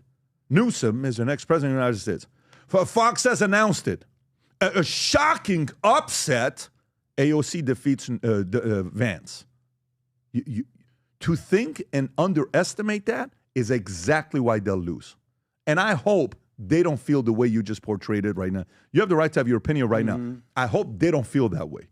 Well, I hope they're not sitting there, you know, because don't get me wrong, you know, Trump to me is a once-in-a-lifetime type of guy that came in and won. Take this once-in-a-lifetime type of guy with the thick skin that he has that went and won. Okay, take this guy out. And then so who's next? You think it's going to be an automatic shoo-in? I don't think so. I think it's going to be it's a very different climate they're living in right now. Very different climate they're living in right now. And things can change like this, towards the bad or towards the good, like this. So getting cocky going into midterms in 2028 is practically the dumbest idea conservatives could have going in. It's the wrong move. Never be this cocky. And by the way, Adam, I actually think most of them feel like you right now. I actually think most of them laugh at AOC, saying I'll stomp on him. Never underestimate your opponent. Ever. Never. Ever. I don't care how rich you are. I don't care how powerful you are. I don't care how talented you are. Never, ever underestimate your opponent that's willing to go to all levels to get the job done. And all levels, I mean, is what? Nasty, ugly, manipulative, dark. God first, fear God first, protect the greatest country in the world, keep presenting the values and principles, unify, simplify, multiply. We are not unified right now. There is no unification at Turning Point USA. Is that showing you unification? Nope. It's not to me. That's not showing me unification. The two biggest names that were out there giving a message like that. Now, don't get me wrong. You know, Junior's got to talk. You know, some of the other guys got to talk. You know, some of the other guys that have, you know, certain important roles, they got to talk, and we'll see what they're going to be saying. The synergists haven't spoken yet. The dividers have spoken. I don't put Ben or Tucker as a synergist or a unifier. So, yeah, I don't know. I think I am only. Sometimes you sit there and you think everybody is over-prepared. And you would be amazed how many times people are not over-prepared. All of these guys, like how many meetings you think has been had about unifying the entire party? You think there was a meeting of bringing Ben and Tucker together behind closed doors? I don't know if that happened. You think there was a meeting of Ben and Tucker having a private dinner together with somebody that's a non-existent person, not a front-facing type of person, saying, hey, guys, can we just hash this out? Listen, Tucker, Ben, we're not leaving this room till we hash it out. All the phones outside. Each of you guys gets to bring one security guard in that you trust. And if you want to bring your one person in, you can, but no phones, nothing. Everyone's getting frisked. I don't want anything to be in here. Out. Let's talk. What's going on? No, this is a very weird season. Trust me, I was on the other side. where I was selling the hope 4 years ago, where, hey, it's going to be Trump. You guys are doing this, doing that. Not right now. Right now, it's cockiness. And it's extremely disturbing to me and annoying to me when I see this. But can I respond real yeah, quick? of course. Well, I agree with you on the cockiness thing. I no, don't start dancing in the end zone when you're on the 2-yard line. However, I will say this, since you used an NBA reference, and we all know who's more knowledgeable when it comes to NBA of the two of us. No question. There's levels to this game. So there's a difference between winning a representative seat, Congress seat, versus a Senate seat, versus becoming a governor of a state, versus becoming the president of the United States. To me, if JD Vance ran against AOC in the Bronx, she'd clean his clock, okay? Because she would win. If they ran for maybe even governor of New York, she'd have a chance. A general election, when the entire country is focused, hyper-focused on what you know, not just style, but substance, to me, she's an intellectual lightweight compared to JD Vance, and she would be exposed. This doesn't mean that she isn't capable of doing her little thing in the Bronx. Respect on that. This also doesn't mean that we should dismiss the fact that 2028 is around the corner and that we do need to basically wake up, or else we're going to get our clock cleaned, the Republican Party, so to speak. But to me, the question was, do you believe this poll of a general election of the Vice President of the United States versus AOC? And my simple answer was, I don't believe it. I don't see it. I'm not being cocky.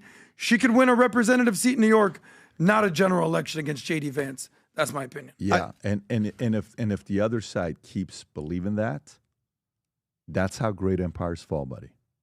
There's a reason why one of the greatest CEOs in Silicon Valley wrote a book called Only the Paranoid Survive. And I'm simply telling you, conservatives have zero paranoia right now. They are overly confident, and that's not a good thing. And when you say that they're overconfident, do you think they're overconfident about what? Everything. Winning 2026, Everything. winning 2028? Midterms, everything.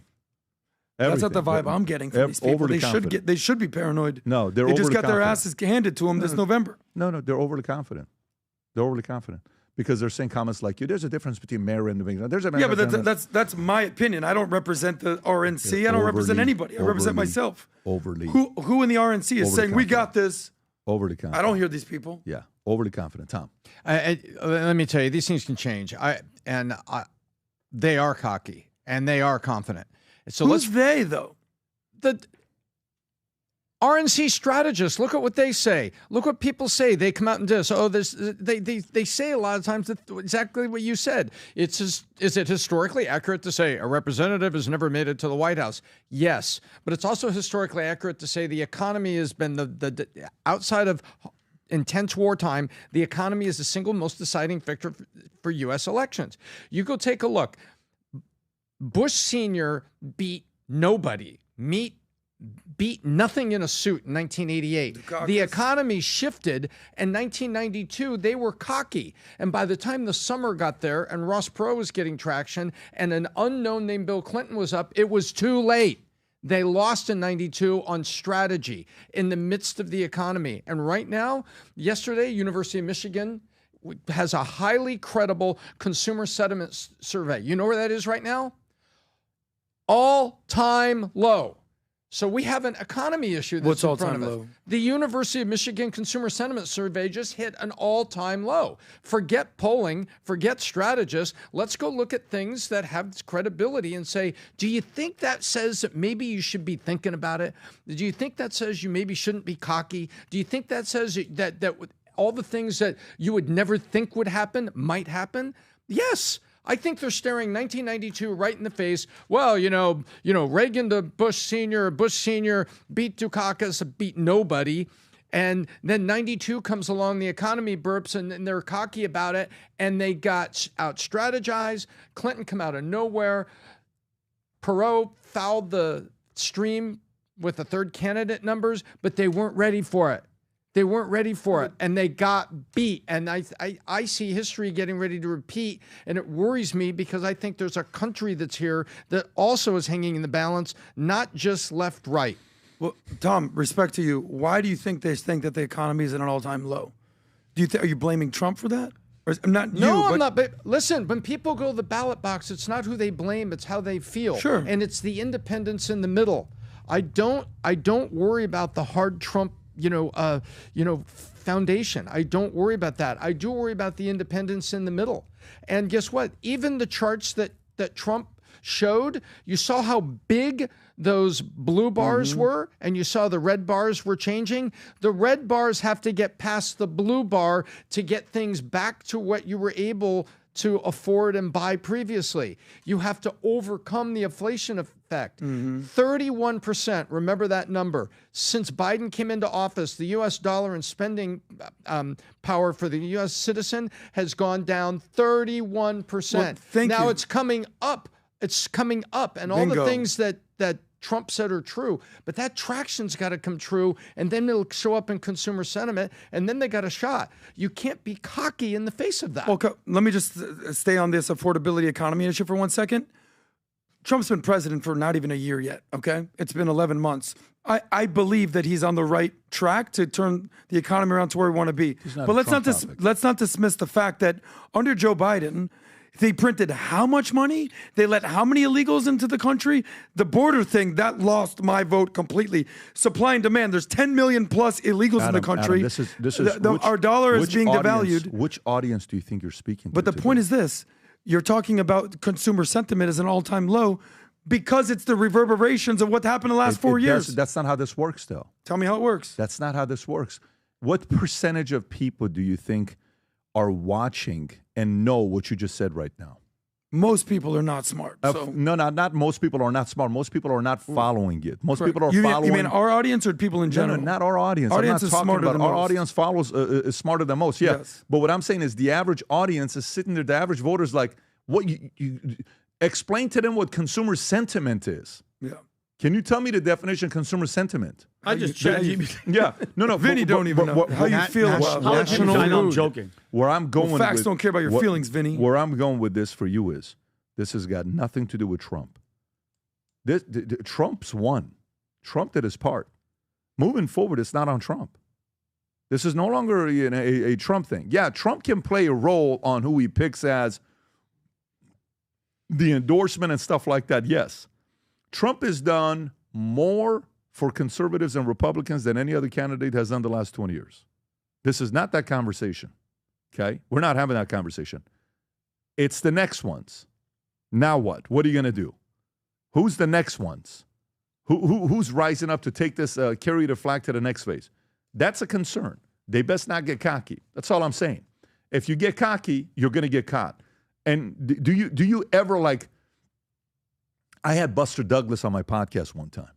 The boxer? Yeah. Do you know who he beat Mike Tyson? He beat Mike Tyson. Yeah. Knocked him out. Do you know nobody in a million years would have thought Buster Douglas going to beat Mike Tyson? I remember that. Nobody would have ever thought when that happened. Everybody was shocked right when it took place. His mother had passed away recently right before the fight, when he won the fight. This is a wrong time to be cocky. This is a wrong time to be cocky. That's all I'm saying. And we'll see. I think Turning Point US is going to play a very important role. You know, Erica's barely getting off what happened to her husband, losing it. And she's still, it's only been 90 days. Mm-hmm. So is she going to drive and do all that stuff? We'll see. We'll see what's going to happen. It's going to be a lot. Remember, here's who you don't have. Mm-hmm. You don't have Elon right now. So you don't know what Elon's going to be doing. Elon's still a wild card. And you forget how big of a role he played. We don't know who the independent runner is going to be in 2028. That's going to be the RFK of 2028. I'm going to go to the next story. Yeah. I'm going to go to the next story. Next story I want to get into is, let's talk about this. Something very interesting happened, and then we'll get into a couple other stories that have to do. Matter of fact, let's go into Nick. How do you say his last name? Is it Reiner? Nick Reiner. Nick Reiner. Nick Reiner makes first court appearance to face murder charges and killing of his parents. Okay, Rob, if you got that clip, is this it? Yep. Go for it, Rob. Making his first court appearance moments ago. Let's watch. It won't be a convenient date for us to come back for petition arraignment. Thank you. At this time, I'll take a waiver, speedy arraignment waiver for your client. Mr. Reiner, you have a constitutional and statutory right to a speedy arraignment. Your counsel is requesting that your arraignment be continued to January 7, 2026. Do you waive your right to a speedy arraignment so that your arraignment can't be heard on January 7, 2026? And does counsel join in the waiver? I join, Your Honor. The court finds that the defendant has made a knowing and intelligent waiver of his right to a speedy arraignment, and that his counsel joins in that waiver. Matter set January 7, 2026 for arraignment in this department. Bail to stand at no bail. Anything further on that case? Not by the defense, Your Honor. Anything further? No, thank you. Thank you. Thank you, Your Honor. Okay, you can pause it right there. Now, by the way, Michelle Obama was on, I think, Jimmy Kimmel. Yeah. Yep. She's on Jimmy Kimmel, and she's telling a story about how they were supposed to meet with them that night to have dinner with Rob Reiner. Okay, so they're having. If you have the clip, Rob, is that the one? Yes, Go sir. for it. Go ahead. Husband were friends with Rob and Michelle Reiner, and I'm very sorry for your loss. My God. How long have you known the Reiners? We've known them for many, many years, and we were supposed to be seeing them that night, last night. And we got the news. And let me just say this, unlike some people, Rob and Michelle Reiner are some of the most decent, courageous people you ever want to know.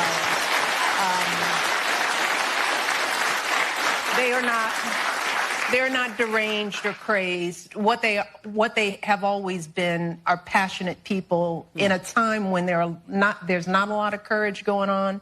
They were the kind of people who were ready to put their actions behind what they cared about. And they cared about their family, and they cared about this country, and they cared about fairness and equity. And that is the truth. I do know them. Well, we believe you. You and your husband were. Okay, so Rob, what else has happened since? A lot of old clips have circulated, right? A lot of old stuff from Nick Reiner, the family, tweets. Here's a tweet I just saw right here. Until Trump goes to prison, from Rob Reiner. Until Trump goes to prison, I will no longer be posting on Twitter. I had it with the insults and put downs. This is Rob Reiner. F all of you MAGA assholes. Okay, so that's Rob Reiner. Who wrote that? Oh, by the way, and there's a ton of these. For 10 years, it was the anti-Trump. Anytime a camera was in front of Rob Reiner, God rest his soul, it was all about Trump, F his followers, Russia collusion. That's all he was. Like, you forgot about the movies. Like, people were he's just anti-Trump the entire time. Here's one. No surprise, Trump colluded with Russia. We've always known his presidency was illegitimate. Now it's been proven, for the sake of our democracy, this man must be indicted and jailed. Okay, so there's a reason why the president came out hard the day he died, and he put the 20. A lot of people were critical of him, and then a lot of this other stuff showing up. They're like, wait a minute, this is kind of, Trump never forgets what happened. Remember, he said it himself. He says, I hold grudges. I'm not like some of these other guys, right? Yeah. But there's a couple clips, Rob, of. Did you see the one with Conan O'Brien? I was just gonna say that. Do you have that one, Rob, with the Conan O'Brien? No, let me take a look. And so, Pat, allegedly, they were at the house, right? He was at Conan Conan's O'Brien threw a holiday party, is what happened. Well, I have a video on that. Yeah. And apparently, if you remember Bill Hader from SNL, yes, they were having a conversation. It was awkward. He stormed off. They were all together at a party that night. Hours later, he murders his parents. There's famous Hollywood actors there. They're all going to probably have to testify, of course, as to what did you see that night. What are they arguing about? What are you arguing? What are they arguing about? Yeah, is this it? To me, the politics aside, this drug addict, semi-homeless kid murdered his parents. That's the storyline. Final hours of the Reiner. What's this, Rob? Is that the one? This is Anderson Cooper talking about the Wall Street Journal story journalist who reported on the fight at Conan O'Brien's party, including the Bill Hader interaction. Go for it. Sure. So on the night before they were found murdered, Rob and Michelle brought their son Nick to a holiday party at Conan O'Brien's house. During the party, he was approaching people there, asking questions that, in that context, seemed confrontational, strange. Especially, are you famous? Asking people there, are you famous? So you can imagine a party of actual famous people and fame-adjacent people who are really used to strange behavior out in public, but here they are at a gathering of their peers at a party hosted by Conan. It was unsettling to some. It wasn't sort of, oh, are you legitimate, like, oh, are you famous? It was saying to, like, Bill Hader, who's a very famous, well-known Saturday Night Live comedian, are you famous? Yes. Like, there's a hostility to it, it seems. Yeah, and also keep in mind this is a man who grew up around famous people. He knows fame. Yeah, so Bill Hader was one of the people he approached at the party, and making... You report on sort of I don't know if it was an argument or a... There was an awkward exchange made more awkward by the fact that he had met Hader earlier in the night. Rob had introduced him. So when he came up and asked him questions such as, "What's your name? Are you famous?" It was unsettling and described as scary from Hader's perspective. And then how do you know how long he stayed at the party? Was he asked to leave? That is unclear, and there are kind of conflicting reports about how much tension was in the room, whether or not he may have argued with his dad, and whether that argument was significant at all.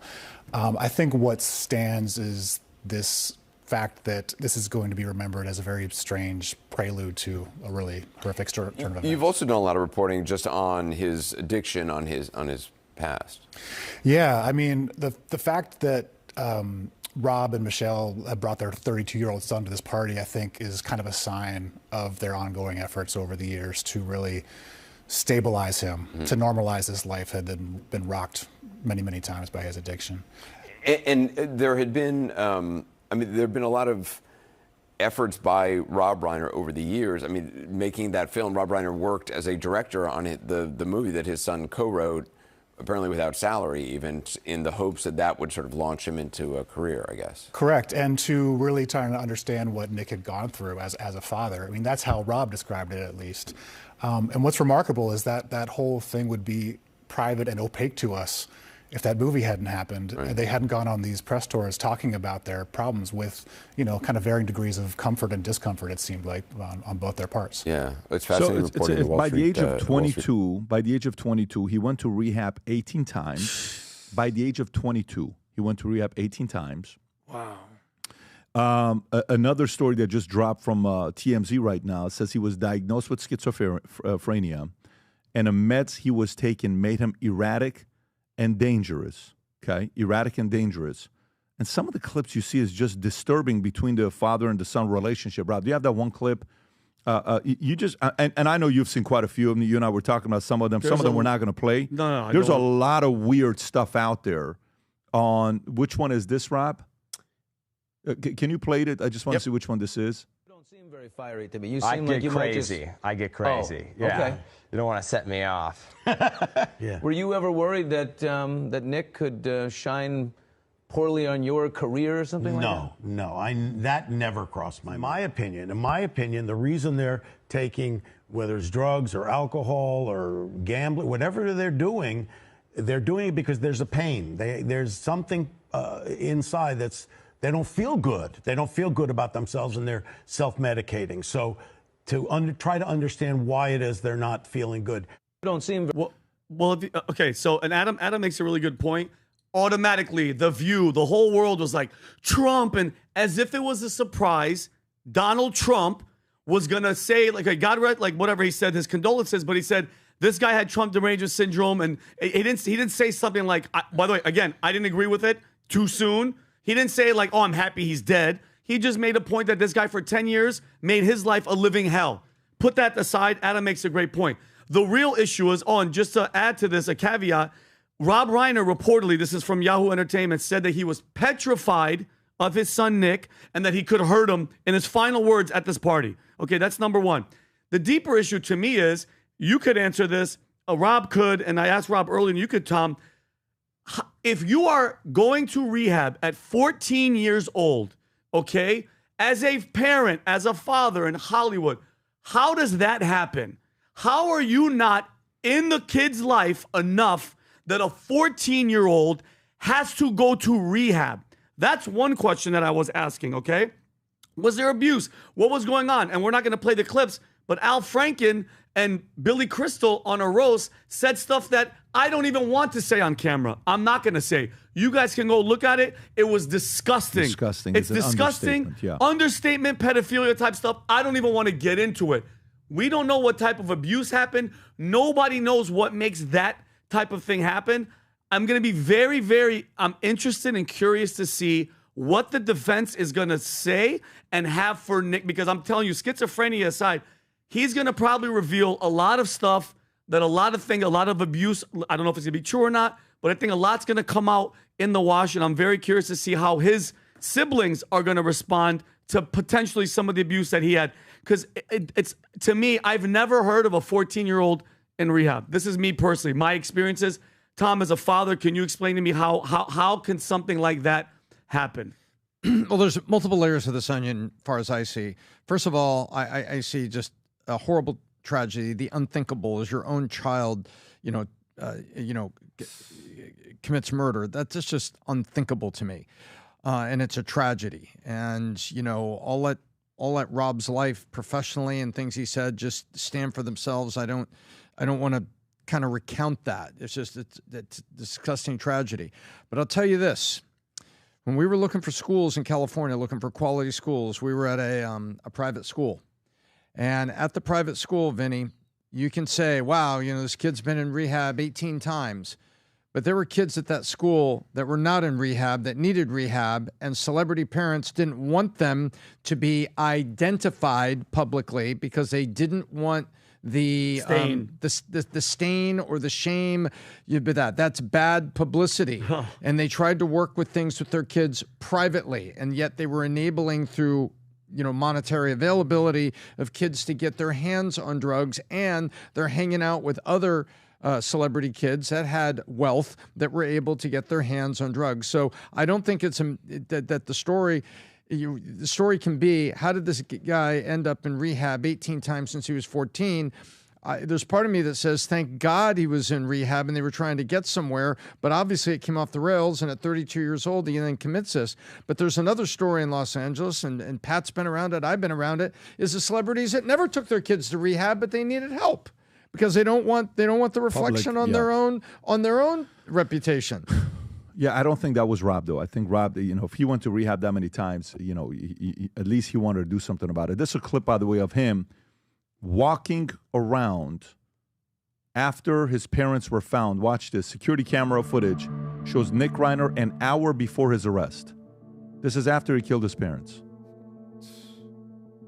Charged with the murder of his parents, goes into a convenience store Sunday evening. He then quickly leaves the store.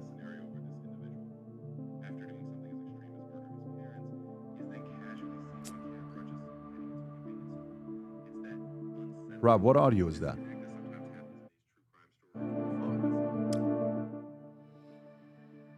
What is that? I thought it was like somebody doing audio. No, that was Adam's clip. There you go. So disturbing as you see something like this taking place with the son. I think a lot is going to come out, and I don't know. This story can go many different directions, by the way. This story can go many, many different directions when some of the stories comes out, and the legacy could be good, bad, and ugly very quickly. What do you very mean quickly. by many different directions, sir? I saw some things that was just a little bit uncomfortable.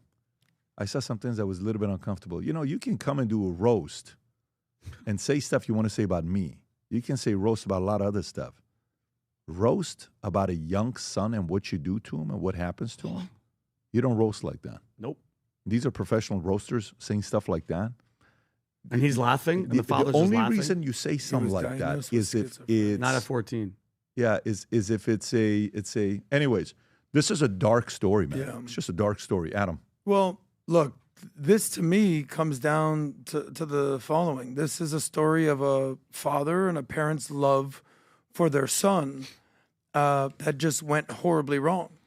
So, the most likely person to kill somebody is not a stranger. It's not some random person in an alley.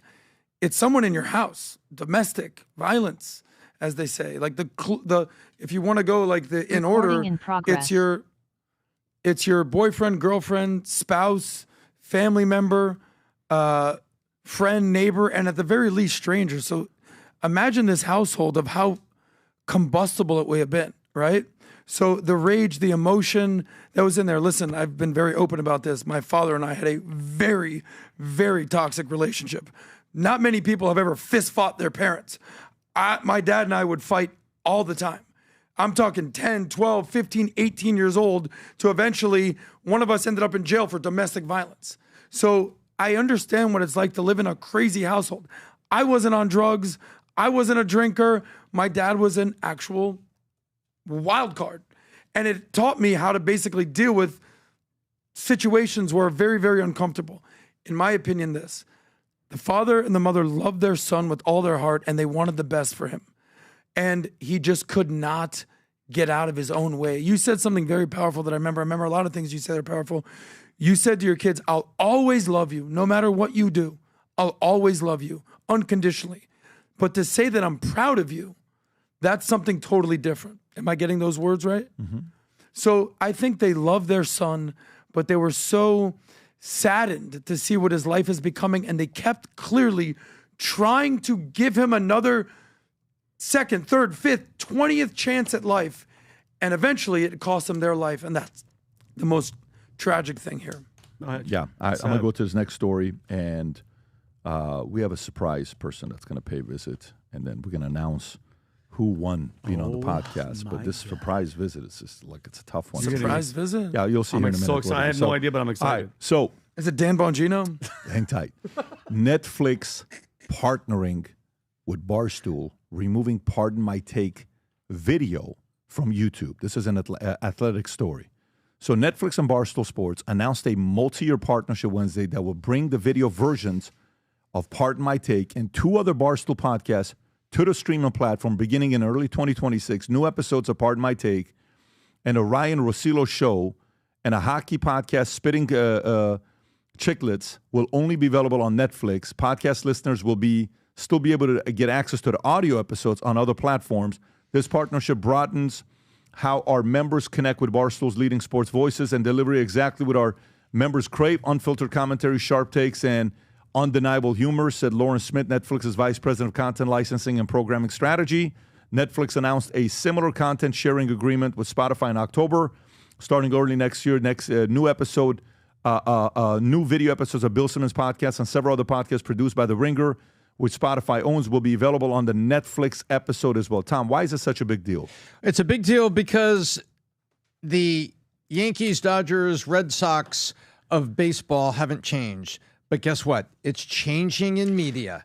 And there are new Yankees and new Dodgers and new Red Sox. And Netflix is, once upon a time, they were talked about very dismissively. Somebody called them as rebels. Oh, that's just a little group of rebels at the border, as if they were just there. I'm the country. We're the kings. We're the territory. We're the big armies. And Netflix, just a bunch of rebels. Now those rebels have a valuation that dwarfs some of those old kingdoms, and Netflix is a kingdom. And Netflix is going out signing free agents. They're in deep, and they're trying to win the Warner Discovery battle. And also, there's a lot going on with podcasts. You've got the Red Ventures group that's aligned with Fox that's been out there buying people. Now they've come out and made their draft picks, and they're signing free agents. And they've signed to a video podcast deal. All those, the ones you just mentioned from Pardon My Take and The Ringer. And then across town, they also went across town and went and spoke to the Breakfast Club and Bobby Bones because they made a deal with iHeartMedia to bring some of the iHeartMedia audio podcasts over to the video world. And they're signing that. So Netflix is signing free agents and trying to establish the video podcast beachhead because the new wars are there, and the new Yankees is Paramount with the Ellison money. The new Dodgers is Netflix and what they've grown up to be, and that's what. And the new Red Sox, you could argue they're another Yankees, is YouTube TV, and YouTube's got the money, but YouTube hasn't gone out and paid a bunch of exclusives for people. They've built the platform that's built everybody there. But as podcasts are increasingly, I was reading that podcasts are now 71% viewed video is what's going on. 71% podcast viewing is video. So it's not just, just get the TuneIn app or get the iHeart app or get your podcast app. You want to see people. The people are seeing it. Yeah. And so podcasts are increasingly video. And Netflix is signing free agents and staking their claim to the future. Who's the new Oklahoma City Thunder? That's the #1 team in the league in the NBA. I don't know. Is this Barstool talking about it? This is Dave Portnoy. Go for it.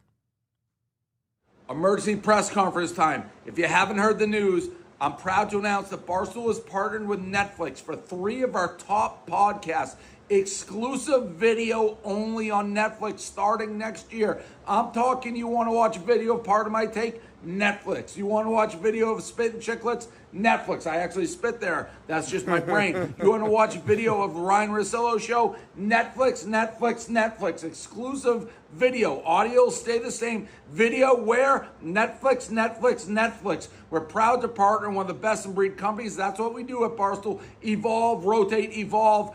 Video next year. PMT, Chicklets, Reiner, Netflix, Netflix, Netflix. Yeah. So do they only have 3 podcasts on the No, they've got a three ton of of the podcasts. ton of Only podcasts. 3 of them are moving to Netflix. Got you. Okay. So I think The 3 main of ones. their Adam, bigger what ones. do you By want? the way, shout out to Dave Portnoy. Good for I him. mean, not only has he built a brand, he's the main face of the brand. He's running the operation. I mean, PBD, there's not many guys like you and him out there that start an organization that are the face of the brand, He's a talent. that bring, the talent. It's super talented. He's a super talented Oh guy, my super God, capable guy. He also Shit got talker, acquired, yeah, didn't he's- like it, and Yeah. got unacquired back on his terms. Exactly. What do you think the deal is? How much do you think the deal is with Netflix? Okay, I think it's a test deal for those 3, but I think it's probably a 3-year test deal, and I think it's probably definitely 9 figures that Netflix is putting out there because Netflix wants to get the beachhead. And remember what Sirius did to get a beachhead? They went after Howard Stern. And they arguably overpaid for Howard Stern. That thing didn't pay off, supposedly, that I read, for 10 years.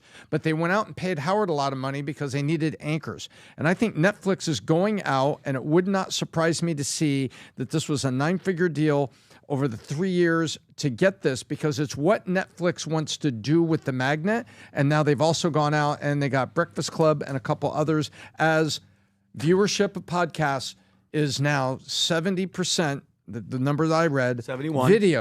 video.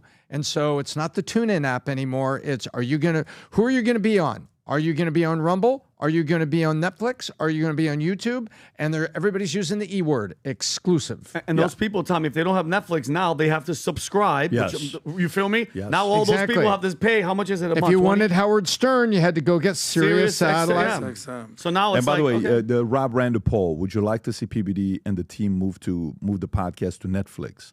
No, stay on YouTube, Spotify. Yes, move to Netflix. 93%. Wow. Don't move, stay. staying. Well, we're proud to announce. Guys, You imagine? we're there. But we're proud to announce that we have a special guest that's joining us Are right now. you serious right now? No, it's freezing where he's at, but we're proud to announce the one and only Santa Claus Santa is with us today. Santa Wow. Corky, how are you, sir? How you doing? I can't hear him. Where's the Rob. audio? You got to unmute Santa, hold yourself. on, you gotta the unmute bottom yourself. left, press We got unmute. Santa with us So today. He's far away. There we go. Oh my goodness! I'm so excited to be here. This is wonderful. My, you guys have grown up a little bit in the last year. Yes, Santa. Last year you were a little bit like stingy. The naughty list was a little bit like, because Adam was like a little bit in Yeah. trouble. Yeah. Do you think Adam's made any progress in the last 12 months from last year to this year? Check it. Oh wow, that's messed up. Well, it's been slow progress, but I think he has. Let me double. Oh, wait a minute. Oh God. Well, well, the argument with him and Vinny earlier on the show. Oh my gosh, I was wondering. Names were starting to fade Yeah. in and out between this list and naughty list. Yeah. How do you feel about that? Like when you see something like that with, I mean, they have to know these are smart guys. It's a few days away from Christmas. Why would you behave that way? When you watch that, do you forgive them? Do you tell them they're human? How do you process that? Well, the thing is, I know both of them believe. That's the important part, is believing. And, that's a choice. And do you mind if I say a little thing about the Please, choice of go for it. the believing? Somewhere along the way, adults decided belief was childish, that hope is weakness, that softness doesn't survive in a hard world. But the most broken people I have met aren't the ones who don't believe, who believe too much. They're the ones who stop believing at all. Every December, kids ask me for something no kid should ever have to ask me. They want peace at home, someone to come back home, someone just to stay at home. Santa isn't about presents. It's about presence, being present. And you don't have to believe in Santa, but someone out there needs you to believe in them. And if you've lost belief this year, that's okay. Borrow mine. Borrow mine. I've got plenty. You're amazing. You're amazing. Santa. You know, Santa. this year it's my son Dylan. Maybe you have a couple words to say to Dylan, to Brooklyn, to Senna, and maybe Tico. Dylan this year wrote the biggest list of things I'm sure you saw the letter. He sends it to you. Yeah. We already mailed it out. Yeah. You know, Right. biggest list of things that he wants, that Senna wants, that Brooklyn wants. You know, are we, you know, when it comes down to it, you know, what is there anything you want to share with Dylan, Senna, and Brooklyn? You know, maybe Tico's 13, but Dylan's 12. What do you have to share with them? Well, hey, you guys have done an amazing job to stay on the nice list, and I'm so very proud of you. I love the way that you've gotten along, the way that you've got into your studies, and you keep learning more. But most of all, it's the love that you have with each other. And I've noticed that love, and that is the most important part, is how you guys react as a family together and being able to get along and helping each other with each of their steps. And that's the part that I'm so very proud of. And I'm so excited. I'm so excited for this Christmas because the elves have been working on something very special for you. That's amazing. That's great. They're going to be excited. So happy. They're going to be so happy. By the way, just kind of a little bit, just let's keep that between us. I know no one's watching. Brooklyn loves sweets a little too much. Like she's a private investigator. Loves them. If we hide it anywhere, she will find it. Senna, and by the way, I love the Great mug that he's you got going on right there. Senna wants Santa, what are you drinking, buddy? Senna wants a 3D printer. Okay. Yeah, Senna wants a 3D printer, and then Dylan wants a bunch of dinosaur Legos, and then Tico wants stocks and MINNECT. So I don't know, like I'm just telling you. But you look great with that Merry Christmas hat. I love it. You look amazing. The future looks bright right This now. one's 25, number 25. Oh, very cool. I'm proud of it. By the way, 25 and 2025. That's sick. Amazing. Santa, out of curiosity, I get a lot of parents that ask me, they'll say, can you introduce me to this person? It's always like, can you introduce me to somebody? You know, they ask, probably right now, the text that I'm getting the most, parents are asking me, look, can you introduce me to Santa? And I'm like, I can't do stuff like that. He's a busy guy. But is there any way if parents want to have you or ask you a question about, you know, the kids and, you know, naughty list or something specific, as busy as you are, can parents MINNECT you and get a video response back from you, or maybe even schedule a 15-minute call so you can talk to the kids? Is that a possibility? Oh, yeah, that's wonderful. I've done that a few times this year. And I'm very excited to say that, yeah, just MINNECT me. It's Santa CORKY, Santa CORKY, CORKY. There it is right there. Nice. Just go ahead and do the QR code right there, and you can find me. And I got to get that up there in the level with Vinny and PBD and those guys and Tom and Adam. My goodness, you guys are so good at that. But yeah, you can have a personal message from me. Text me. I'd be happy to do that. Well, Santa, appreciate you again. We know you got a busy schedule. That's going to be a very, very busy season that you got to get to work in. I'm glad everybody's ready and excited about the season.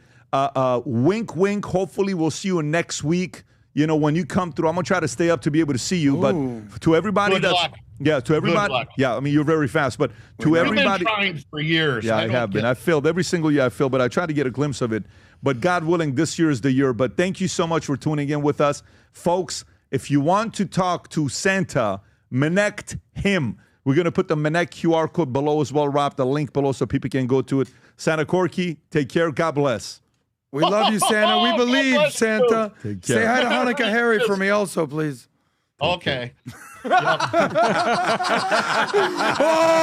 guy. All right, Jake. Thank you, Santa. Rob, let's put that link below as well for people to go and send. By the way, I'm going to tell you this to all the parents that are watching this. I am telling you, go do it. See the reaction of your kids. First of all, you're helping Santa. But secondly, go do it. Show the reaction to the kids. See how they're going to react when they get a direct message from the one and only. I mean, like, this is like a lifetime. Yeah, this is like a big I deal. remember Will Ferrell in the movie, in the documentary Elf. You know when it was you know, it's based on a true story. When 100%. He says like, "Santa's coming, Santa's coming, Santa's coming," right? That reaction that you get, even as adults. But that's a great thing. And last but not least, guys, before we wrap up, you know, we said during Christmas, Black Friday, if anybody spends a certain amount, you know, we're gonna do a raffle. We picked the winner. I called him. I recorded when I called him just to see his reaction, to see what he was gonna say. He was shell-shocked. So we're going to fly him out, okay? We got a picture of him and his family. They're so ecstatic that they're coming down. Rob, that's the picture. Look at that right there with the family. That's going to meet the PBD podcast family. The fellow in the middle with the kid on the shoulders. You can tell how excited. Family, I love the enthusiasm of the son on the left, the one with the hair in his face. Most amazing hair you've ever seen in your life. What a level of enthusiasm, but everybody else. So we're going to have you on. So Rob, if you can play the clip of me making a phone call to him, this is cool. That's by far the best one. Go for it.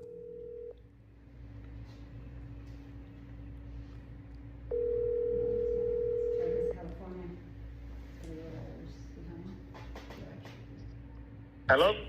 Is this Efren? Yeah, this is him. Efren Bariga? Yeah. Efren, do you know who this is? No.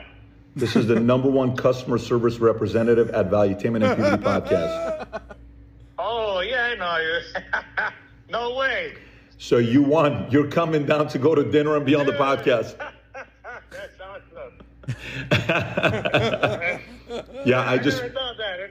Well, listen, it was a lot of people, but your name got called, and I wanted you to hear from me. So first, congrats. #2, you're going to get a call from the team. Tom is here as well. Tom, if you want to congratulate him as well. Congratulations, dude. Looking forward to having you here. Thanks. I'm excited. We're going to take you out to dinner. You're going to see how we do podcast prep. And then afterwards, we're going to have you on the podcast. So it's going to be a great time. Dude, that's awesome. So just the team is going to call pause it right you. there. Can you imagine?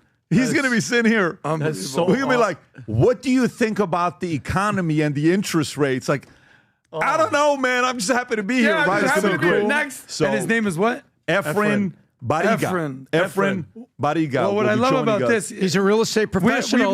We've never heard of him. We've never met him. Never met him. You know, Yeah. it's definitely not a rigged system. No. We didn't bring on Zac Efron. We're bringing in Efron from. We literally did what do you call it? Like a round robin type Yeah, of so thing. the name popped up. They're like, this is it. And we had our legal team there like, all right, that's great.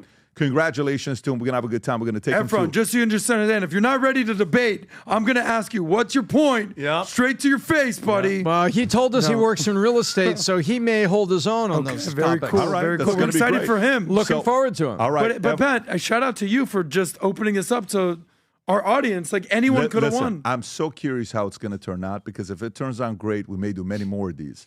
But it's going to be exciting. Anyways, gang, great to be on with you guys. To those of you guys that placed your order on the Faith Over Fear, go to the link below, place your order. I saw one guy that ordered almost 20, I think it was 20 hats one guy ordered. Faith Over Fear? This is a great thing to give gift to others. Go place your orders, get the shirts, go to vtmerch.com to place the order. And we will be launching an interview tomorrow morning at 9 a.m., as well as we have a very interesting person that'll be interviewed. I won't say when. And then he'll be launching. This is with all the stuff that's going on with Australia. I'm trying to find out more about what's going on with Australia. But Adam, you look like you want to say something. No, just today we have a big day at the office. I don't want to. Yes, we do. We have a massive day. We have a massive can I day say in it? the It's office. our company. Yeah, I mean, we're doing something today at the We're office. doing something today at the Yeah. office. I'm Doing excited to something see today. everybody we work with. Yeah, it's going to be great. Be We're going to have a good together. time. Yes. Faith Over Fear. Merry Christmas. Let's Santa go. Corgi. Yes. MINNECT. Go for it. The Hanukkah party's tomorrow. Don't That's miss true. Tom, you might catch an invite to the White House next time with that kind of attitude. Vinny, you're out, buddy. Guys, God bless. Have a great weekend. We'll do it again next week. Take care, everybody. Bye-bye. Go MINNECT Santa.